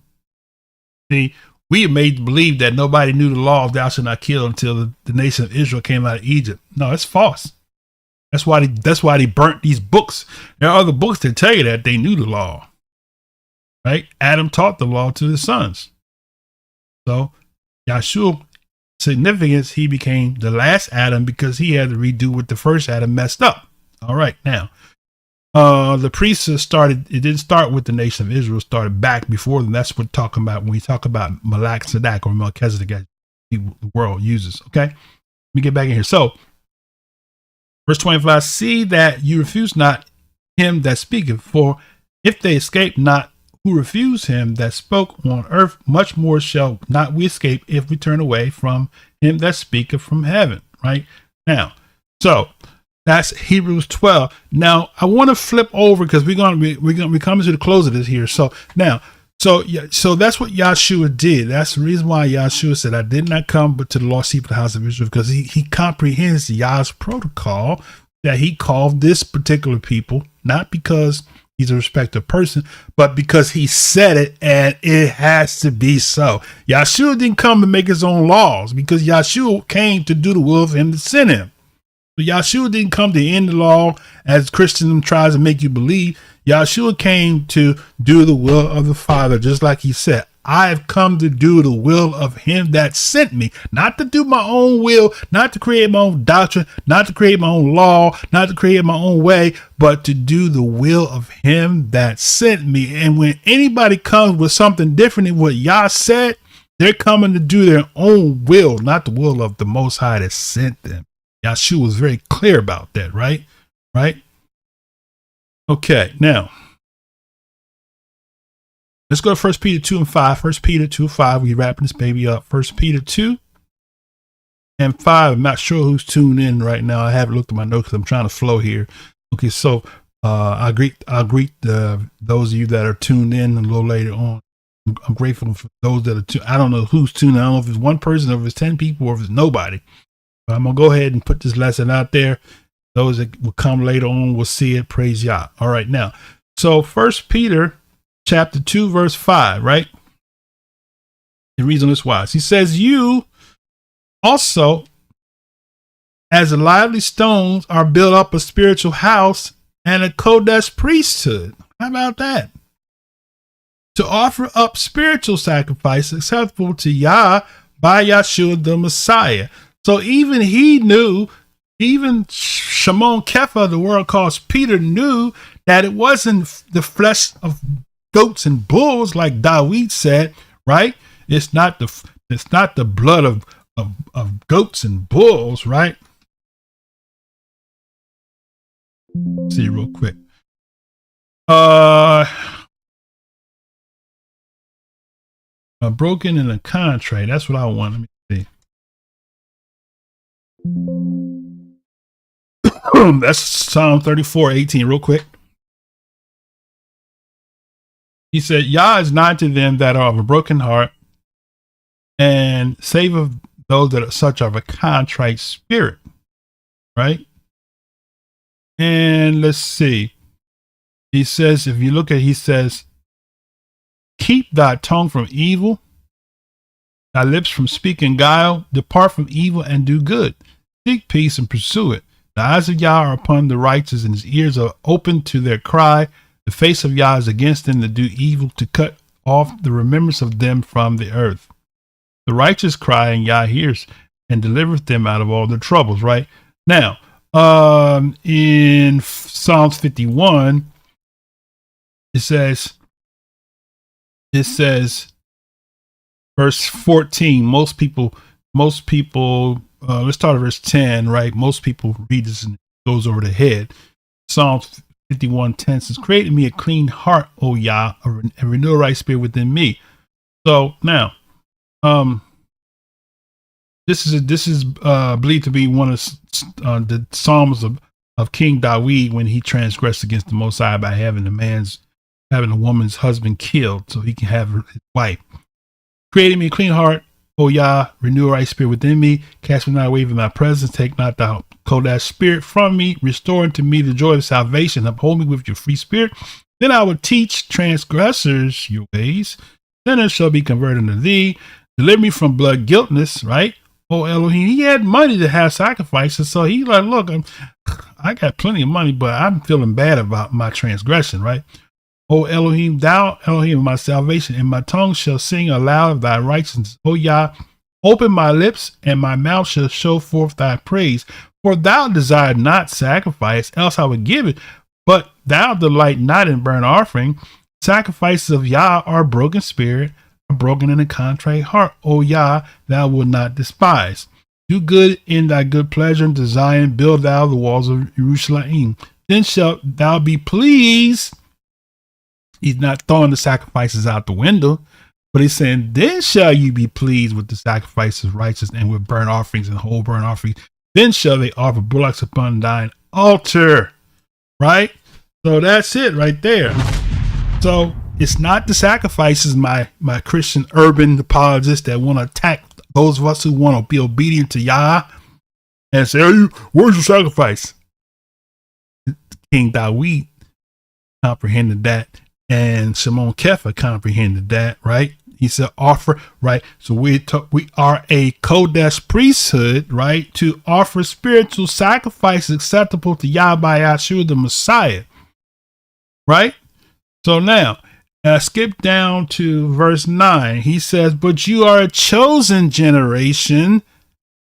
He reiterates a royal priesthood and a Kodesh nation. Isn't that what the Most High said in Exodus 19? A peculiar people. That you should show forth the praise of him who have called you out of darkness. What is the darkness he called us out of? Sin. What is sin? Disobedience.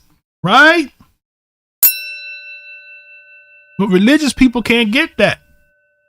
Sin is missing the mark. What's the mark? What mark are you missing? If there's no measuring stick, how would you know I missed the mark? If somebody didn't tell me what the mark was, how would I know I missed it? Silly rabbit tricks for kids. Okay, now he said, which in time past were not a people, but are now people of Yah, which had not obtained mercy, but now have obtained mercy. Okay. Dearly beloved, I beseech you as strangers and pilgrims, abstain from fleshly lusts which war against your soul. Right? Having your conversation honest among the Gentiles, and whereas they speak against you as an evildoer, they may by your good works, talking about works here, which they shall behold, they shall esteem Yah in the day of visitation. Oh, what's he talking about there? Talking about Jeremiah 16:19. Okay. All right. So the remnant, as we come to the closing finale of this lesson, right? The remnant are the ones that's going to usher in the final trumpets, right? The trumpets are sounding as we speak. But there's the last trump that's going to wrap the whole thing up, right? So Deuteronomy 30 real quick. The Most High said what? In Deuteronomy 30, this is what you're seeing globally. When you see Israelites, so-called African American Negroes waking up and saying we Israel, and they want to call black Hebrew Israelites. Because they want to put us in a religious mode when we recognize that we fulfill the prophecy of those people that disobeyed the covenant. Now we want to get back to obedience so we can gather back out of the lands of our captivity, right? Now, so Deuteronomy 31 through 3, okay? And reason is wise. It shall come to pass when all these things come upon thee, the blessing and the curse, which I have set before thee, and thou shalt call them out among all the nations where Yah Elohim have driven thee.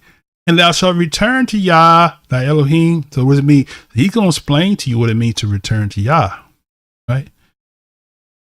Pardon me. And shall return to Yah, thy Elohim, and shall obey his voice. So you can't return to Yah if you don't obey his voice, right? How about that? You got to obey the voice. You can't, if you're not obeying the voice, you're not returning to Yah. I don't care what you say. You didn't say return to identity. You know, you an Israelite. Wake up. What does it mean to be woken? To be awake? To be awoken to know that you're an Israelite? Let's go with Ezekiel 37, read the valley of dry bones again, because the bones was very dry. The bones didn't have no life in them. What gives you life? The word of Yah. Word is a lamp to my feet and a light to my path, right? Okay, let's continue.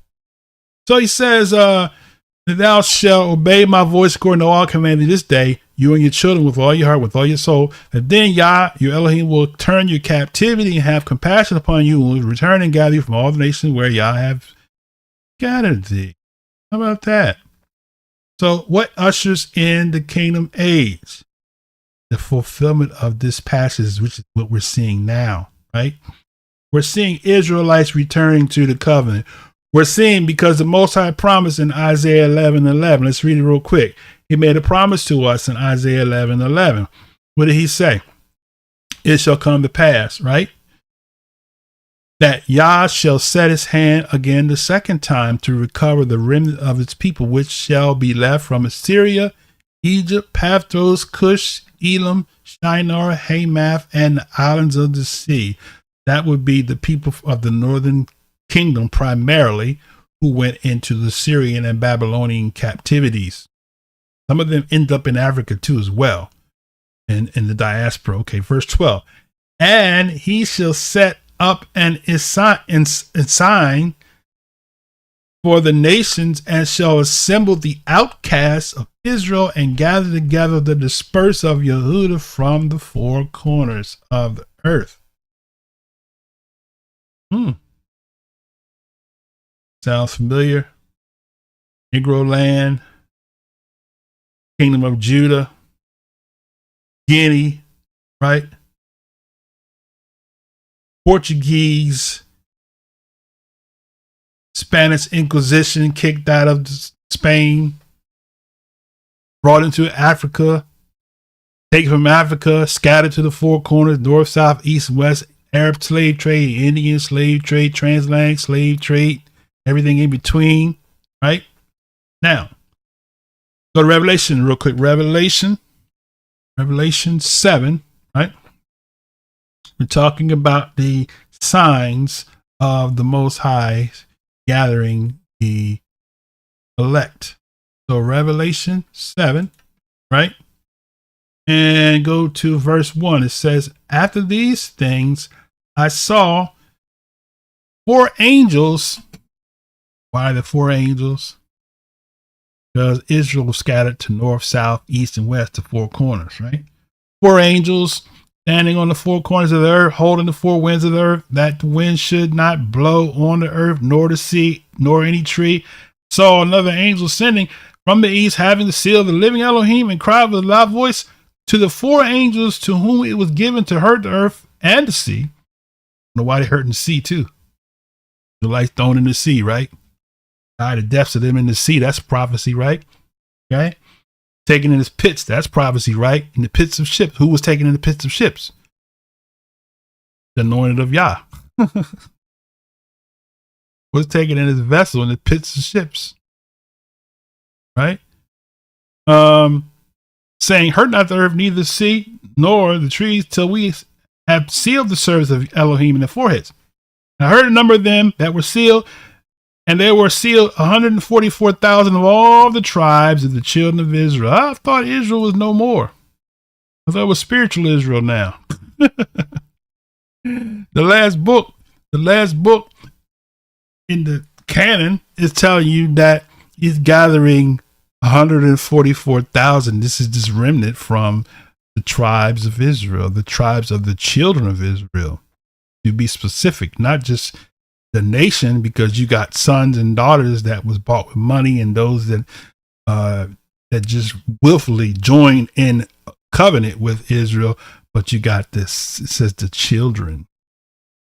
Remember, we go back to Exodus 19. It says the house of Israel and the children, right? So in every house, you might have somebody that's not blood in the house. But to be a child, oh my goodness, it's different. Children of Israel, house of Israel, right? All right. Of the tribe of Judah, 12,000. Reuben, 12,000. Gad, 12,000. Asher, 12,000. Naphtali, 12,000. Manasseh, 12,000. Simeon, 12,000. Levi, 12,000. Issachar, 12,000. Zebulun, 12,000, Joseph, 12,000, Benjamin, 12,000, right? And then the great multitude. These are the ones that's bought with money. These are the ones that join themselves to Yah and his people. Isaiah talks about that, right? That's a prayer for all people. So you got these a great number, of which no man can number, of all nations, kindreds, and tongues, stood before the throne and before the Lamb, clothed with white robes and palms in their hands. Okay, so moving along. So that's Revelation 7, talking about the 12 tribes. Then we're going to move on to the trumpet. This is actually the closing phase of this lesson, right? Which is, we're bringing it home now. So we showed you the significance of the beginning of the trumpets was a call to the priesthood, the kingdom, nation of Yah's people, and those that came out of Mizraim with the seed of Yaakov. just to confirm, let me do this because I have to reassure you, to reaffirm you that everybody that came out of Egypt was not DNA descendants of Abraham. The fact. So now, if we was to go into another phase of this lesson, we will show you that even in Canaan, Judges chapter 3, we had Canaanites that were part of the nation, males that was not of the seed of Abraham, but they became a part of the nation, right? That's why they become known as the house, right? So when you go back to Exodus 19, and we see that he says, verse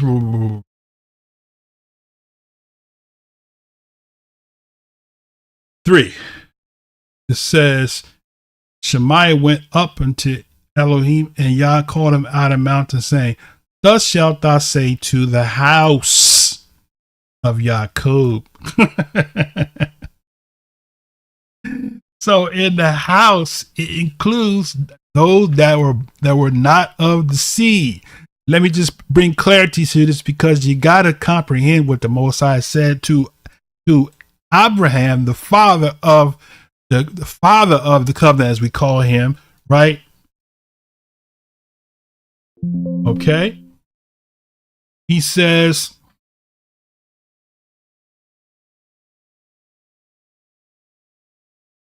let's see. I want to go to,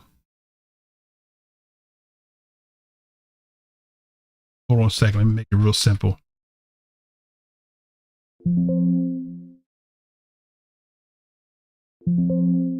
Okay.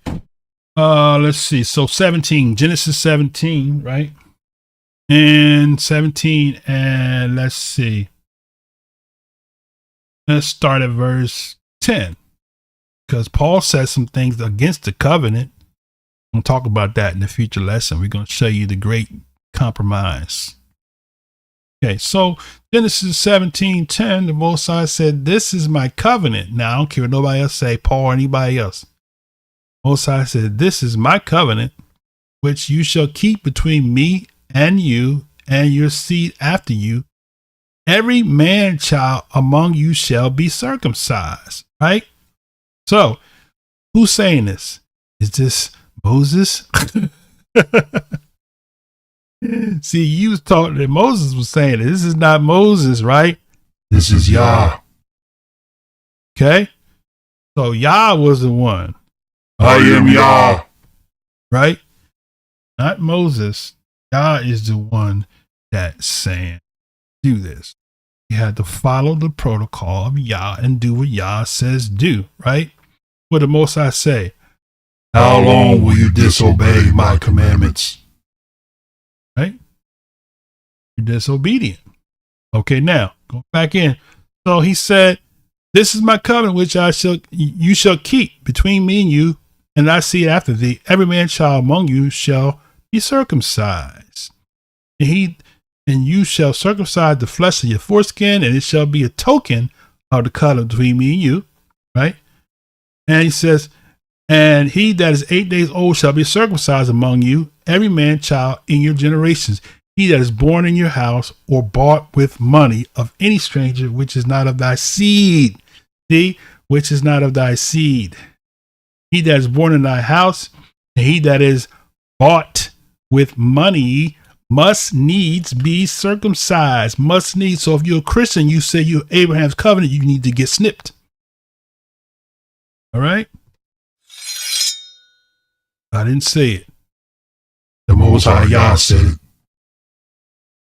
Okay, now. He that is born in thy house, and that he that is bought with money must needs be circumcised. My covenant shall be in your what? Flesh. Oh, there's no good thing in the flesh. Oh, apparently the Most High recognized that's why he said cut it off. In your flesh for an everlasting covenant. And the uncircumcised man child whose flesh a foreskin is not circumcised, that soul shall be what? Cut off from his people. He had broken my covenant. Uh-oh.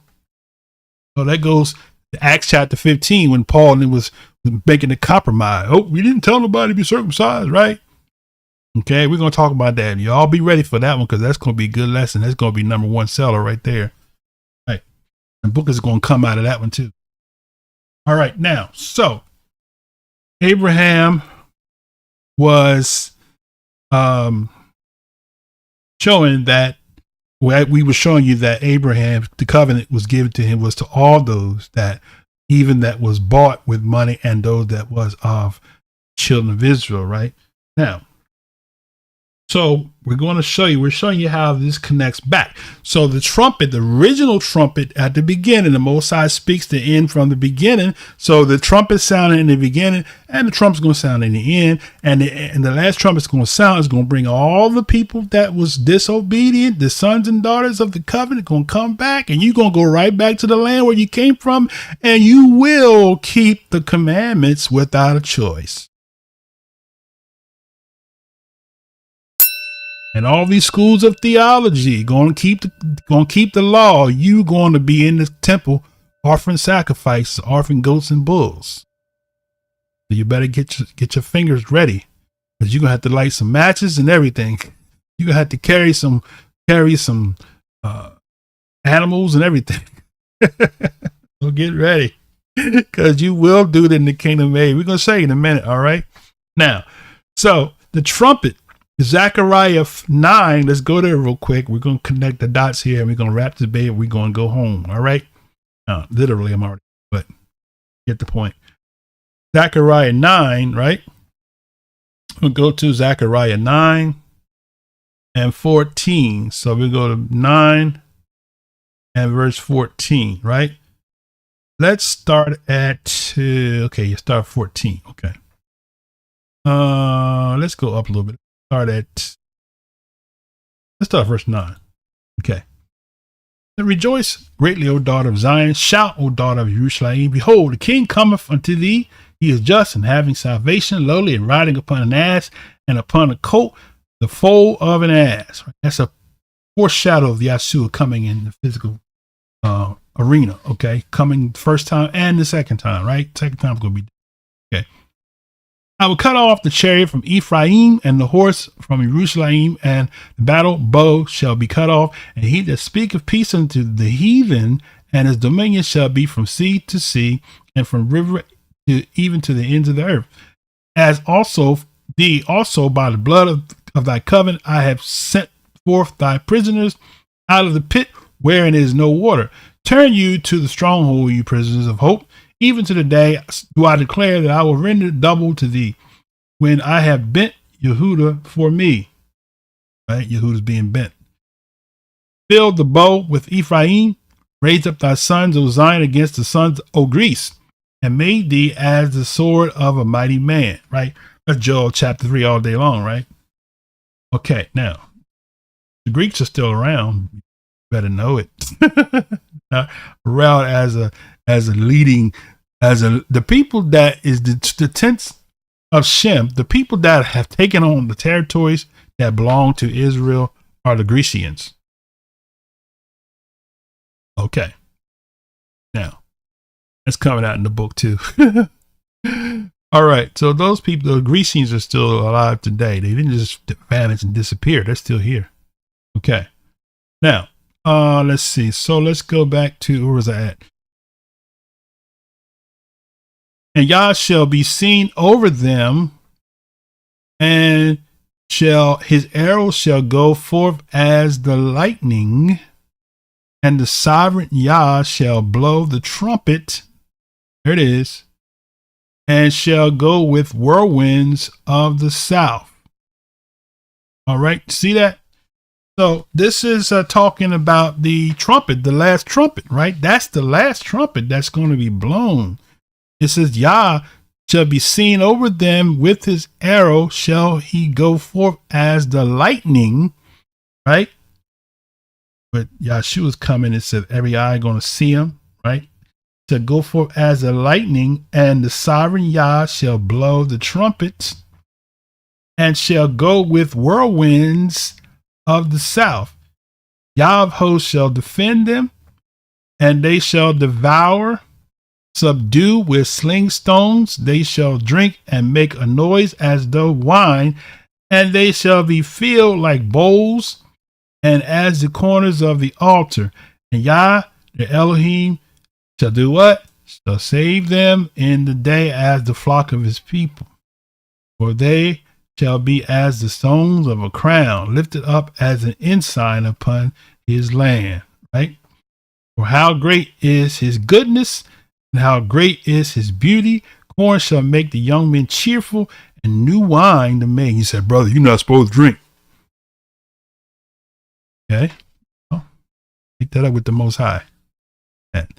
Now, so that's the prophecy that the prophet Zechariah said. Now, Yahushua had the same thing to say in Matthew 24. Let's go there real quick. Matthew 24. Winding down, Matthew 24 and 31. So the Messiah said this. He said, let's start at verse 29. He said, immediately, right? After the tribulation of those days shall the sun be darkened, and the moon shall not give her light, and the stars shall fall from heaven, and the powers of the heavens shall be shaken. And then shall appear the sign of the Son of Man in heaven, right? It is. Then Yahushua said, why are you sitting here gazing in heaven? Then Yahushua was taken up, shall come in like manner, right? Same way, right? Hear the sign of the Son of Man in heaven, and he shall, and then shall all the tribes of the earth mourn. Now, brothers and sisters, I got a revelation about this years ago. Why are the tribes, if everybody say that they're Christians and they love Jesus, when they see Jesus in the cloud, why are they mourning? They're mourning because they was Jeremiah 16:19. He's going to kick in. They're going to be like, we've been lied to. That man is a Negro, and the people that we've been persecuting are his seed. They are his family. We've been hating on the people that are the people that gave us the Messiah. And some are going to embrace and some are going to get mad. They're going to want to fight. That's why it's going to be bloodshed. Okay? Because everybody's not going to want to embrace this truth. They're going to want to kick against it. Because they don't want. The last thing they want is to see the people that the Most High, the people that they enslaved to be the people that the chosen people of the book. That's the last thing they want to see. Right? Because they know they got reparations to pay. 1,000 years is about. That's where the reparations going to come. Ain't coming from the United Nations. Not coming. Right? So he said, all the tribes of the earth shall mourn, right? And they shall see the Son of Man coming in the clouds of heaven with power and with great glory. That's why they mourning, because they've been lied to, right?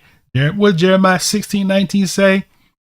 In the day of affliction, the Gentiles shall come from the ends of the earth and say, our fathers have inherited lies.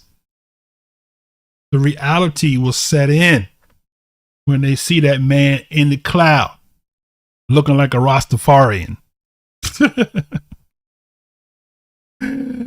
Oh my goodness. You're going to be like, dear God, it's a Negro. Oh my goodness. Right? Verse 30. Then shall appear the sign of the Son of Man in heaven, right? And then shall all the tribes of the earth mourn. They shall see the Son of Man coming in clouds of heaven with great power and glory. And he shall send his angels with what? Wait a minute. A trumpet? Wait a minute. A trumpet? Wait a minute. Right? A trumpet. And when they hear that trumpet, know what's going to happen? You in danger, girl. They're going to be in danger because they're going to realize that, hey, man, you know what? Whoa, we've been lied to all these years. We've been had, right? They're going to realize by then, they're going to realize that they've been had, right? They've been bamboozled. They've been had. You've been had. You've been took. Right? They're going to realize that. So they're going to mourn, right? So the Messiah, it says he's going to send the angels with the great sound of the trumpet. and they shall gather together his elect from the four winds. Those were four angels again, right? And then Revelation.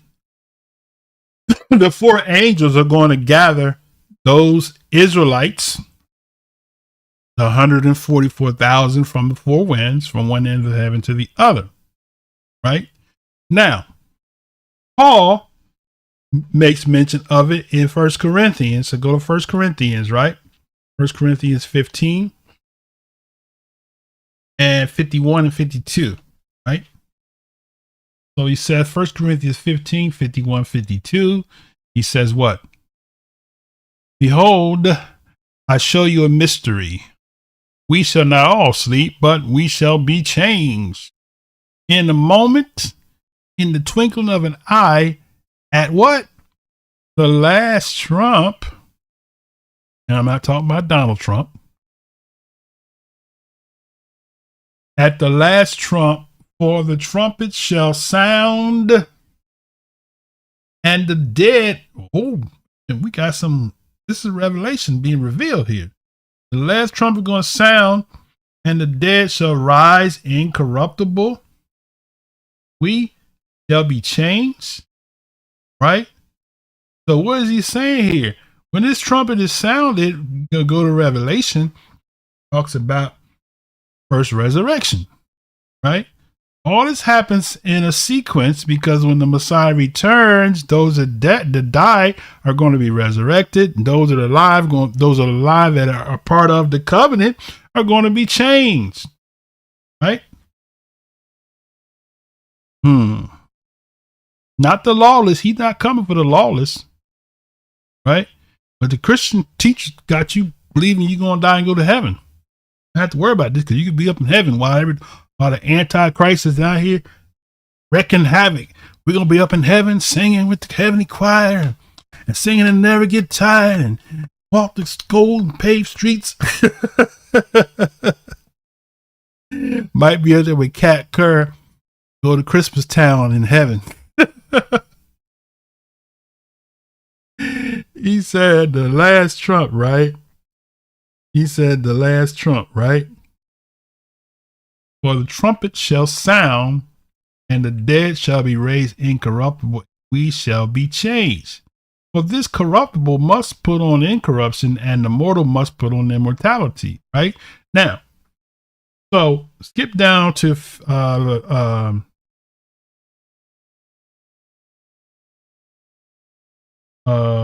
First Thessalonians, right?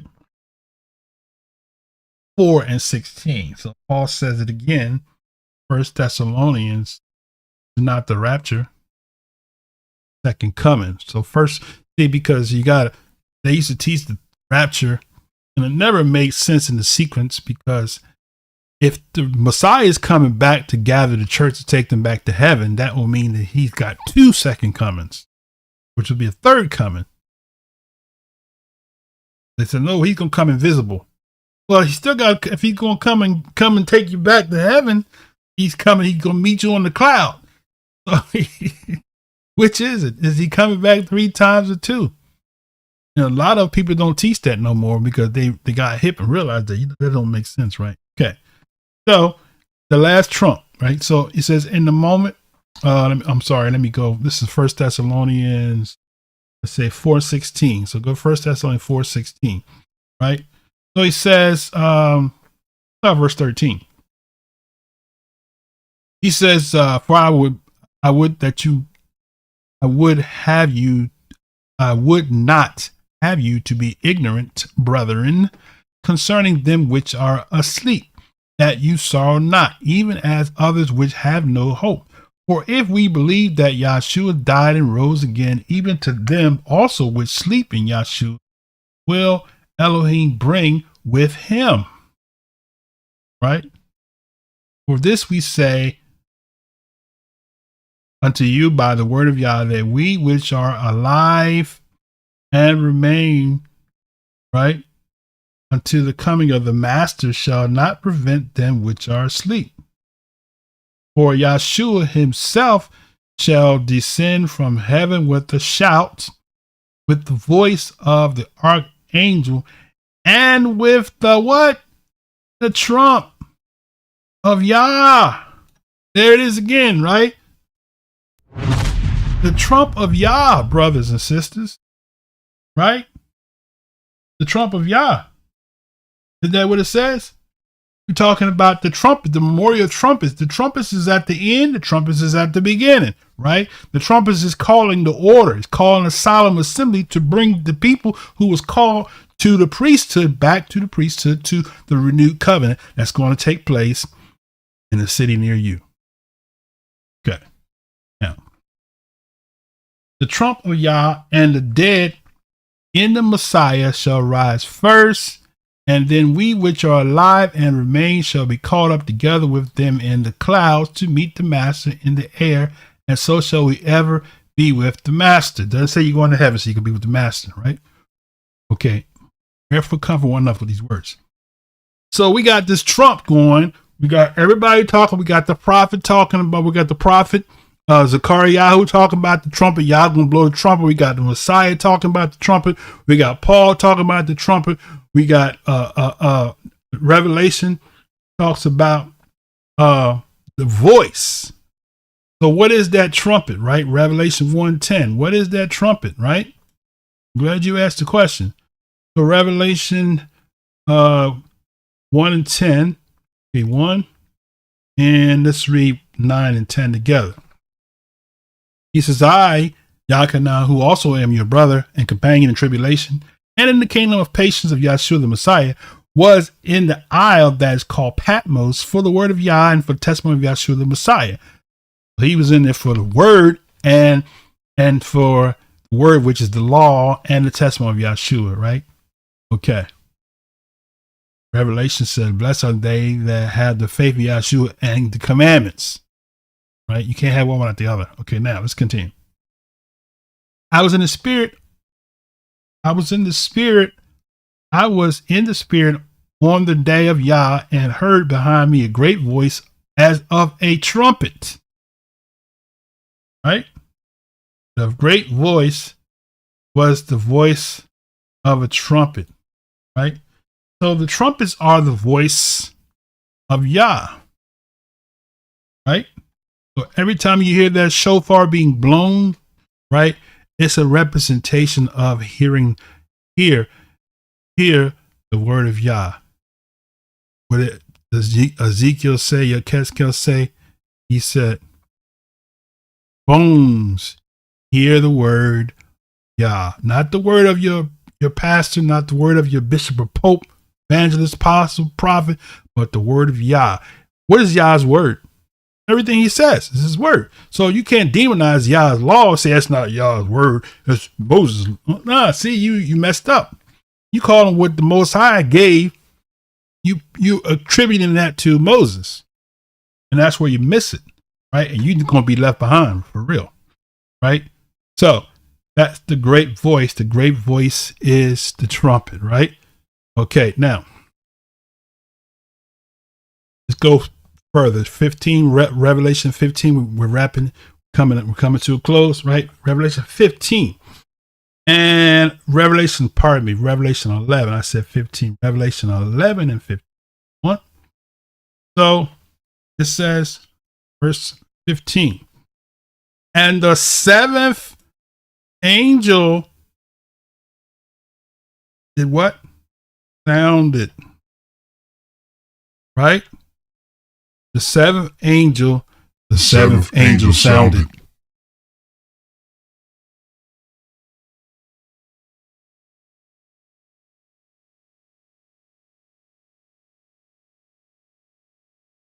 And there were great voices in heaven saying, what were the voices? Who are these voices in heaven? They were those caught up with him to the cloud. Meeting at the meeting point, right? Suspended between heaven and earth, waiting for the opportunity to come down, right? We're suspended in the cloud with him. They met him in the cloud. That's what it says, right? The great voices in heaven saying, the kingdoms, because you have to read renew your mind, because Christendom have us believing that this heaven is up and beyond. Heavens, go to Genesis, see, it talks about created the heavens and the earth, which is more than one heaven. Paul talks about a third heaven. His estimation was 3. And the book of Enoch talks about 7. Don't quote me, but in Washington. Okay. He says, great voices in heaven saying, the kingdoms of this world are become the kingdom of our Elohim and of the Messiah, and he shall reign forever and ever. So that's what the kingdoms, when the trumpet and the last trumpet sounds, that is letting us know that it's a wrap for the nations. United Nations will be no more. The United Kingdom of YAH. Feedback. Oh, okay. I hear it. Okay. There you go. All right. Little sound effects I got here. Okay. So the 7 angels sounded, and there were great voices in heaven saying, the kingdoms of this world are become the kingdoms of Elohim and of the Messiah, and he shall reign forever and ever. And the 24 elders which sat before Yah on their seats fell upon their faces and worshiped Yah, saying, we give thee, O thanks, O Yah El Shaddai, which art and which was and which are come, because thou hast taken to thee thy great power and have reigned. Watch this now. This is the part where they don't teach you in Sunday school, right? Look at verse 18. And the nations were angry. The United Nations is going to be angry, brothers and sisters. They're going to be dethroned. Okay? The nations were angry, and wrath has come, and the time of the dead that should be judged. And let's think this through, brothers and sisters. If the world is full of Christians, why would they be angry at the return of the Messiah? Because he's overthrowing them. And all of their power and all their splendor, they're getting overthrown. Yeah. So, saying, the nations were angry, and the wrath has come, and the time of the dead that they should be judged, that thou should give reward to who? Thy servants, the prophets, and to the saints, and them that do what? Oh, fear thy name. You got a lot of answering to do here, brothers and sisters.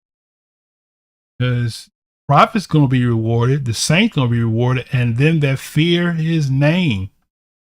Not those that change his name, but those that fear his name. When it's okay to call him the Lord God. You don't fear his name because you don't change it. You don't embrace the change, right? But them that fear his name, small and great, and should, I think it's Isaiah, he said that they love the name of Yah, right? Them that fear the name, small and great, should destroy them which destroy the earth. And the temple of Yah was open in heaven, and there was seen in the temple the ark of the testament, and there were lightnings, and there goes the thunders, there were voices and thunderings, and the earthquake and the great hail. So that's what they saw. Most High brought the Ark of the Covenant down to the earth and set it up there, right? On a temporary basis for them to see. That's what they saw. My goodness. I never read that before. Open heaven, and there was seen in the temple of the ark of his testimony. There were lightning, thundering, earthquake. That happened when that 7th trumpet or that last trumpet sounds, and all the nations were angry and mad. Right? Angry, mad. Now, Daniel says it like this. In Daniel 2, I'm not going to read the whole thing on a piece. And let's see. Start at Daniel 2 and 37. So let's go to Daniel 2, 37. So go to Daniel 2 and 37. 7, where he interprets King Nebuchadnezzar's dream. He says, let's start at verse 36. He says, this is the dream, and we will tell the interpretation there before the king. You, O king, are the king of kings, for Yah of heaven have given you a kingdom, power, strength, and esteem. And wheresoever the children of men dwell, the beasts of the field, the fowls of heaven have he given into thine hand, and have made thee rule over them all. Thou art this head of gold. And after thee shall arise another kingdom inferior to thee, and a third kingdom of brass, which shall bear rule over all the earth, right? Talking about Alexander. And a fourth kingdom shall be strong as iron, talking about the Rome, and her daughter America. Nine snakes. The fourth kingdom shall be strong as iron, for as much as iron breaketh into pieces, subdue all things, and the iron that breaketh all these shall it break in pieces and bruise. And whereas thou saw the feet and the toes, part of potter's clay and part iron, the kingdom shall be divided, but there shall be in it of the strength of the iron, for as much as thou saw the iron mixed with miry clay. So you're talking about what? Rome being split. You're talking about the barbaric German invasions. You talk about the split between the West and the East, right? There in this image, right? 42. And as the toes of the feet were part of iron and part clay, so the kingdom shall be partly strong and partly broken. Whereas thou saw iron mixed with miry clay, they shall mingle themselves with the seed of men. That's what he's talking about in the prophecy. That I will mix the seed of men, the children of Israel, the house of Israel, with the seed of men and beasts, right? It's right there. Whereas thou saw iron mixed with miry clay, they shall mingle themselves with the seed of men, but they shall not cleave one to another, even as iron is not mixed with clay. That's why we see chaos and we see wars, rumors of wars, nations against nations, because this is prophecy being fulfilled. Verse 44. And in the days of these kings shall Elohim of heaven set up a kingdom which shall never be destroyed, and the kingdom shall not be left to other people, but it shall break in pieces and consume all these kingdoms, and it shall stand forever. Right? For as much as thou saw that the stone was cut out of the mountain with thy hands, right? And that it break in pieces the iron, the brass, the clay, the silver, the gold, the great Elohim have made known to the king what shall come to pass hereafter. And the dream is certain, and the interpretation therefore is sure. Which means what? It's going to happen. You can't stop it. You can't stop it. You can't stop the Most High's plan. Most High already spoke the end from the beginning. He already knew the so-called Negroes, African Americans, Negroes are going to be at odds against each other. They're going to be scattered into the various islands of the seas, and be scattered. Some of us scattered throughout the tribes of Africa and India and China and Europe and all places. He said that he's going to gather four corners. Oh my. Okay, now Zechariah 14, right? Talking about the trump of Yah, the last trump. Zechariah talks about it. Zechariah 14, right? All right, let's see. Where are we at here? Zechariah 14, right? And let's start at verse 1, right? And I'm going to add to this Joel 3. I got to throw that in the rotation. Okay. Behold, the days come, says Yah. Days coming. The day of Yah. Christians don't want you to believe the day of Yah is Sunday. The day of Yah is the day of recompense, day of judgment, day of restoration, day of renewal. Right? Okay. Behold, the day of Yah cometh, and the spoil shall be divided in the midst of thee. Who's sport? All those people that's fighting over land that don't belong to them, right? Well, I would gather all nations against Jerusalem to battle. That's what we see going on now. And the city shall be taken, and the houses rifled, and the women ravished, and half of the city shall go forth into captivity, and the residue of the people shall not be cut off from the city. So who's the residue? That's the remnant, right? Right? Check it out real quick, okay? The residue says the right here, the residue, remainder. That's hope. So what are you saying here, brother? There are actual Israelites that's in the land right now. I mean, the physical seed. They know the Israel. They're there. They're the ones that trying to keep the commandments, the covenant of YAH. Those are the ones that's not going to be cut off. That's what that's talking about. Residue of the people shall not be cut off from the city. So there's a remnant that's there, that's still there in the land. Right? Unless Yah sent you back in there, you need to be where you are. All right, verse 3. And then shall Yah go forth and fight against those nations. Oh, the nations going to be fought against. Who is he going to use to fight against those nations? Right? I wonder why. Is there any connection between the 144,000 or 12 tribes of Israel and this fight against the nations? I think so. If we go to Jeremiah, right, where the Most High says very clearly who is his battle axe. Let's pull up real quick, okay? All right.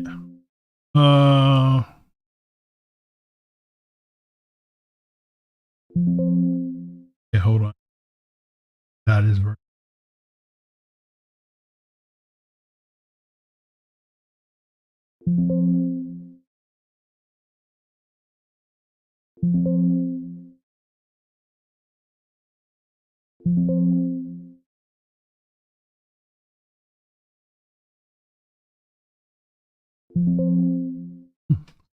Oh.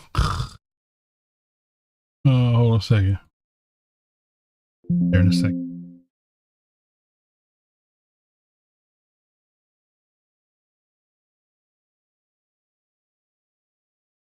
I think I said, Jeremiah.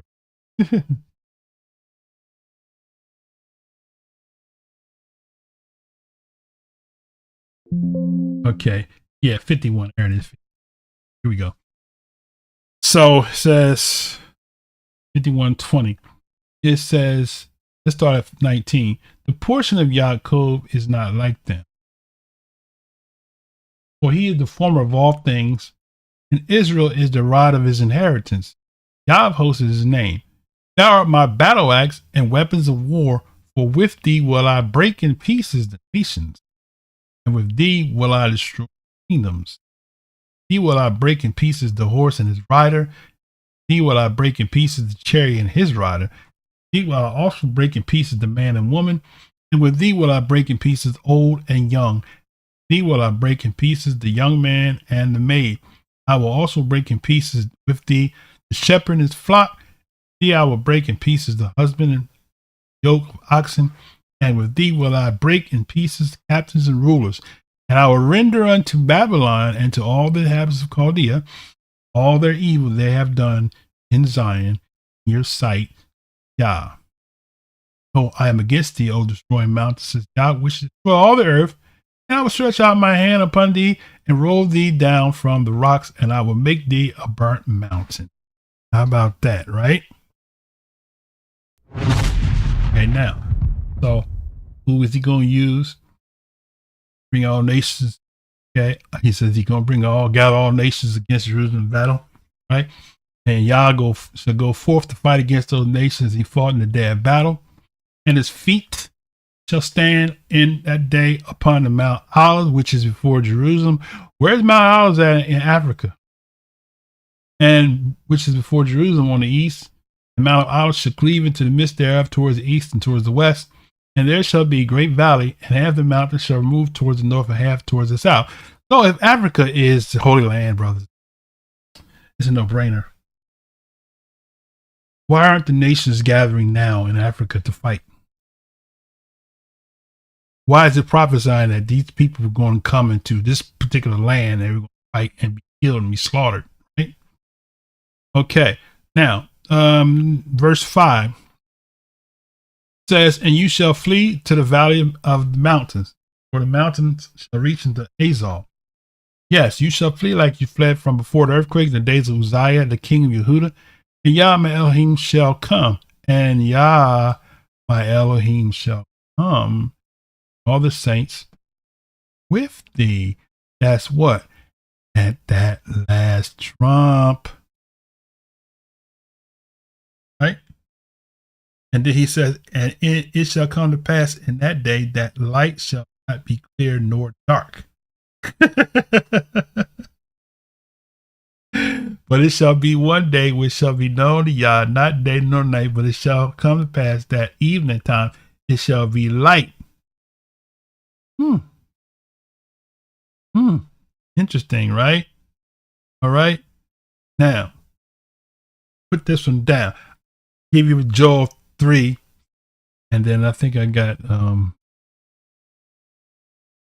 more verse left. Okay, Joel 3, 2 more verses left. One more verse left after this.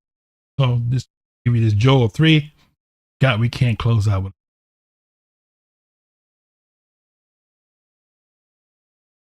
Throw it in there as a bonus. Okay, Joel 3 says what? For behold, in those days and in that time when I shall bring again the captivity of Yerushalayim. So when does that happen? The last trump. Over the day of Yah, the judgment, it's all sinking together. I didn't have time to get into the earthquakes, but you see earthquakes involved in this whole thing. Earthquake is something happened, right? Earthquakes is happening all around. Nobody's paying. That's the one. Okay, now, so for behold those days, and in that time when I shall bring again the captivity of Yehudah and Jerusalem, right? Why not all Israel? He said Yehudah and Jerusalem. Indicator, right? Okay. I will also gather all nations, right? And will bring them down to the valley of Jehoshaphat. Why to the valley of Jehoshaphat? And I will judge them for my people, for my heritage, Israel, whom they have scattered among the nations and parted my land. You can't get no more detail than that. Who fit that prophecy? He says, whom you have scattered among the nations and you parted the land. You can't get no more detail than the so-called history of the so-called enslaved Africans. Gathered among the nations and parted the land. And they have cast lots for my people.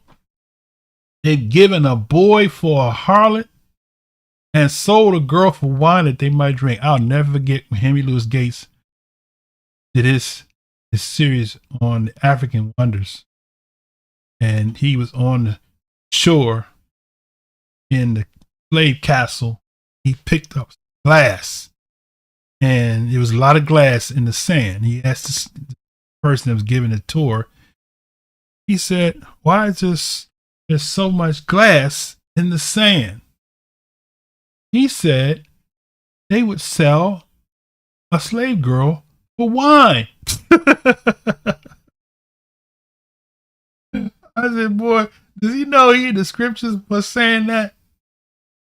But it says that they have given a boy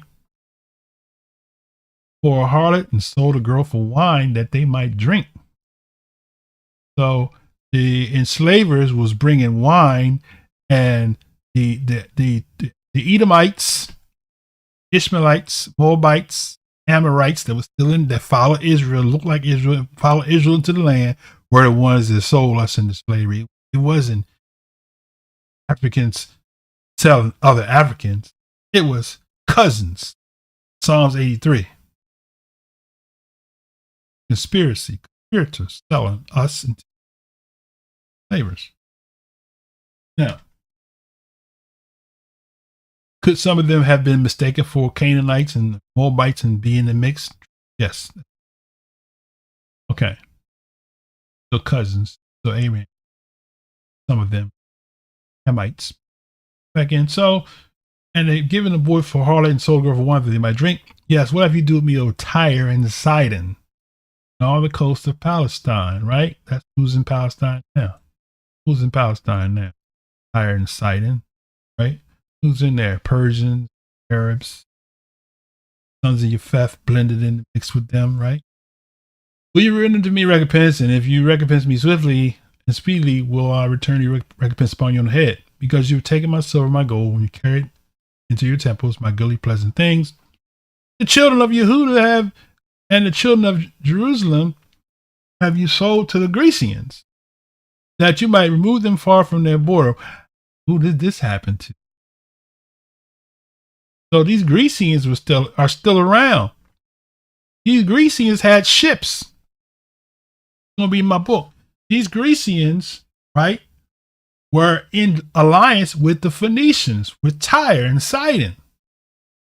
Right? These Grecians, some of the camps have made them to be Israelites when they are actually the enslaver or descendants of the enslavers who enslaved our people. Okay? You sold them to Grecians that you might move them far from the border. Behold, I will raise them out of the place where you've sold them and will return your recompense upon your own head. So he said, I'm going to raise them out of the place where you sold them and return your recompense upon your own head. And then this, people have problem with this right here, but this is prophecy. So who's this talking about? And when did this happen? Did it happen already? Or is it happening in a city near you? Okay. I will sell your sons and your daughters to the hands of the children of Yehudah. So, in other words, the children of Yehudah are going to get some slaves. So these people that they're going to be sold, children of Yehudah are going to sell them, and they're going to sell them to the Sabians. So you Israelites going to get some slaves, and they're going to sell them to the Sabians. The people far off for Yah spoken it. That has not happened, and that's going to happen in the kingdom age. Right? Like it or lump it. That's what the prophecy said. Okay? Proclaim this among the Gentiles. Yeah, tell them this is going to happen. That's why you got a lot of Gentiles now starting to wake up and say, you know what? So-called Negroes, they're the biblical Israelites, right? Proclaim this among the Gentiles. We give you a chance to get it right. Prepare war. Wake up the mighty men. Let all the men in war draw near. Let them come up. Beat your plowshares into swords and pruning hooks and spears. Let the weak say, I'm strong. Right here, where the faith people say it. Let the weak say, I am strong. You don't know what you're talking about. Right? This is talking about the day of judgment coming. Assemble yourselves and come, all ye heathen, gather yourself together round about there, because the mighty one is come down, O Yah. Let the heathen be wakened, and let them come to the valley of Jehoshaphat, for there will I sit to judge all the heathen round about. Put in the sickle, the harvest is ripe, come get down, for the press is full, fats overflow, for the wicked is great. Multitudes, valley of decision, for the day of Yah is near, in the valley of decision. The sun and the moon shall be darkened, the stars shall withdraw their shining. Yah also shall roar out of Zion, and utter his voice from Jerusalem, and the heavens and earth shall shackle, but Yah will be the hope of his people, and the strength of the children of Israel. Right? Now you can keep reading the next verse. So shall you know that I am Yah, your Elohim, dwell in Zion, by Kodesh mountain. Then shall Jerusalem be Kodesh. It's not Kodesh now, but it shall be Kodesh. There shall no strangers pass through anymore. It shall come to pass in that day that the mountains shall drop down new wine, the hills shall flow with milk, The rivers of Yehudah shall flow with waters, and fountains shall come forth of the house of YAHWH, and shall water the valley of Shittim. Egypt shall be a desolation, and Edom shall be a desolate wilderness. So in other words, it lets me know that Edom is not a wilderness. It's going to be a wilderness future. Okay? Where is the land of Edom at now? You want to make the so-called white man Esau, where is the land of Edom at? Did it change? Okay? For the violence against the children of Yehudah, because they have shed innocent blood in their land.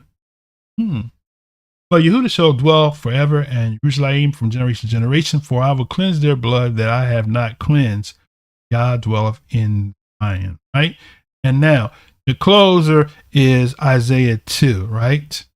So when the trumpet sounds and when the Most High comes and gathers the elect from the four corners and takes us back to the land according to Deuteronomy chapter 30, and the rulership's going to take place in the land where we will take from. And we close with this, Isaiah 2 and 1 through 5. It says, the word that Yoshiyahu, the son of Amos, saw concerning Yehudah and Jerusalem. Now notice he's not saying Israel, and Yehudah and Jerusalem, southern kingdom, right? There's a significance to that. We'll talk about that in another lesson. Why not Israel? It shall come to pass in the last days that the mount of Yah house shall be established in the top of the mountains, and it shall exalt above the hills, and all nations shall flow unto it. And many people shall go and say, come ye, and let us go up to the mountain of Yah, to the house of Elohim of Yaakov, and he will teach of his ways. Wait a minute. Who's being taught his ways? Right? The nations. Because in the renewed covenant, Israel is going to have the law written in our hearts. We're going to go back to the priesthood when that last trumpet is sounded, after the judgment, after the end of transgressions. And when that's done, we're going back to the land. We're going to have the law in our hearts, and we're going to be the priesthood. And guess what?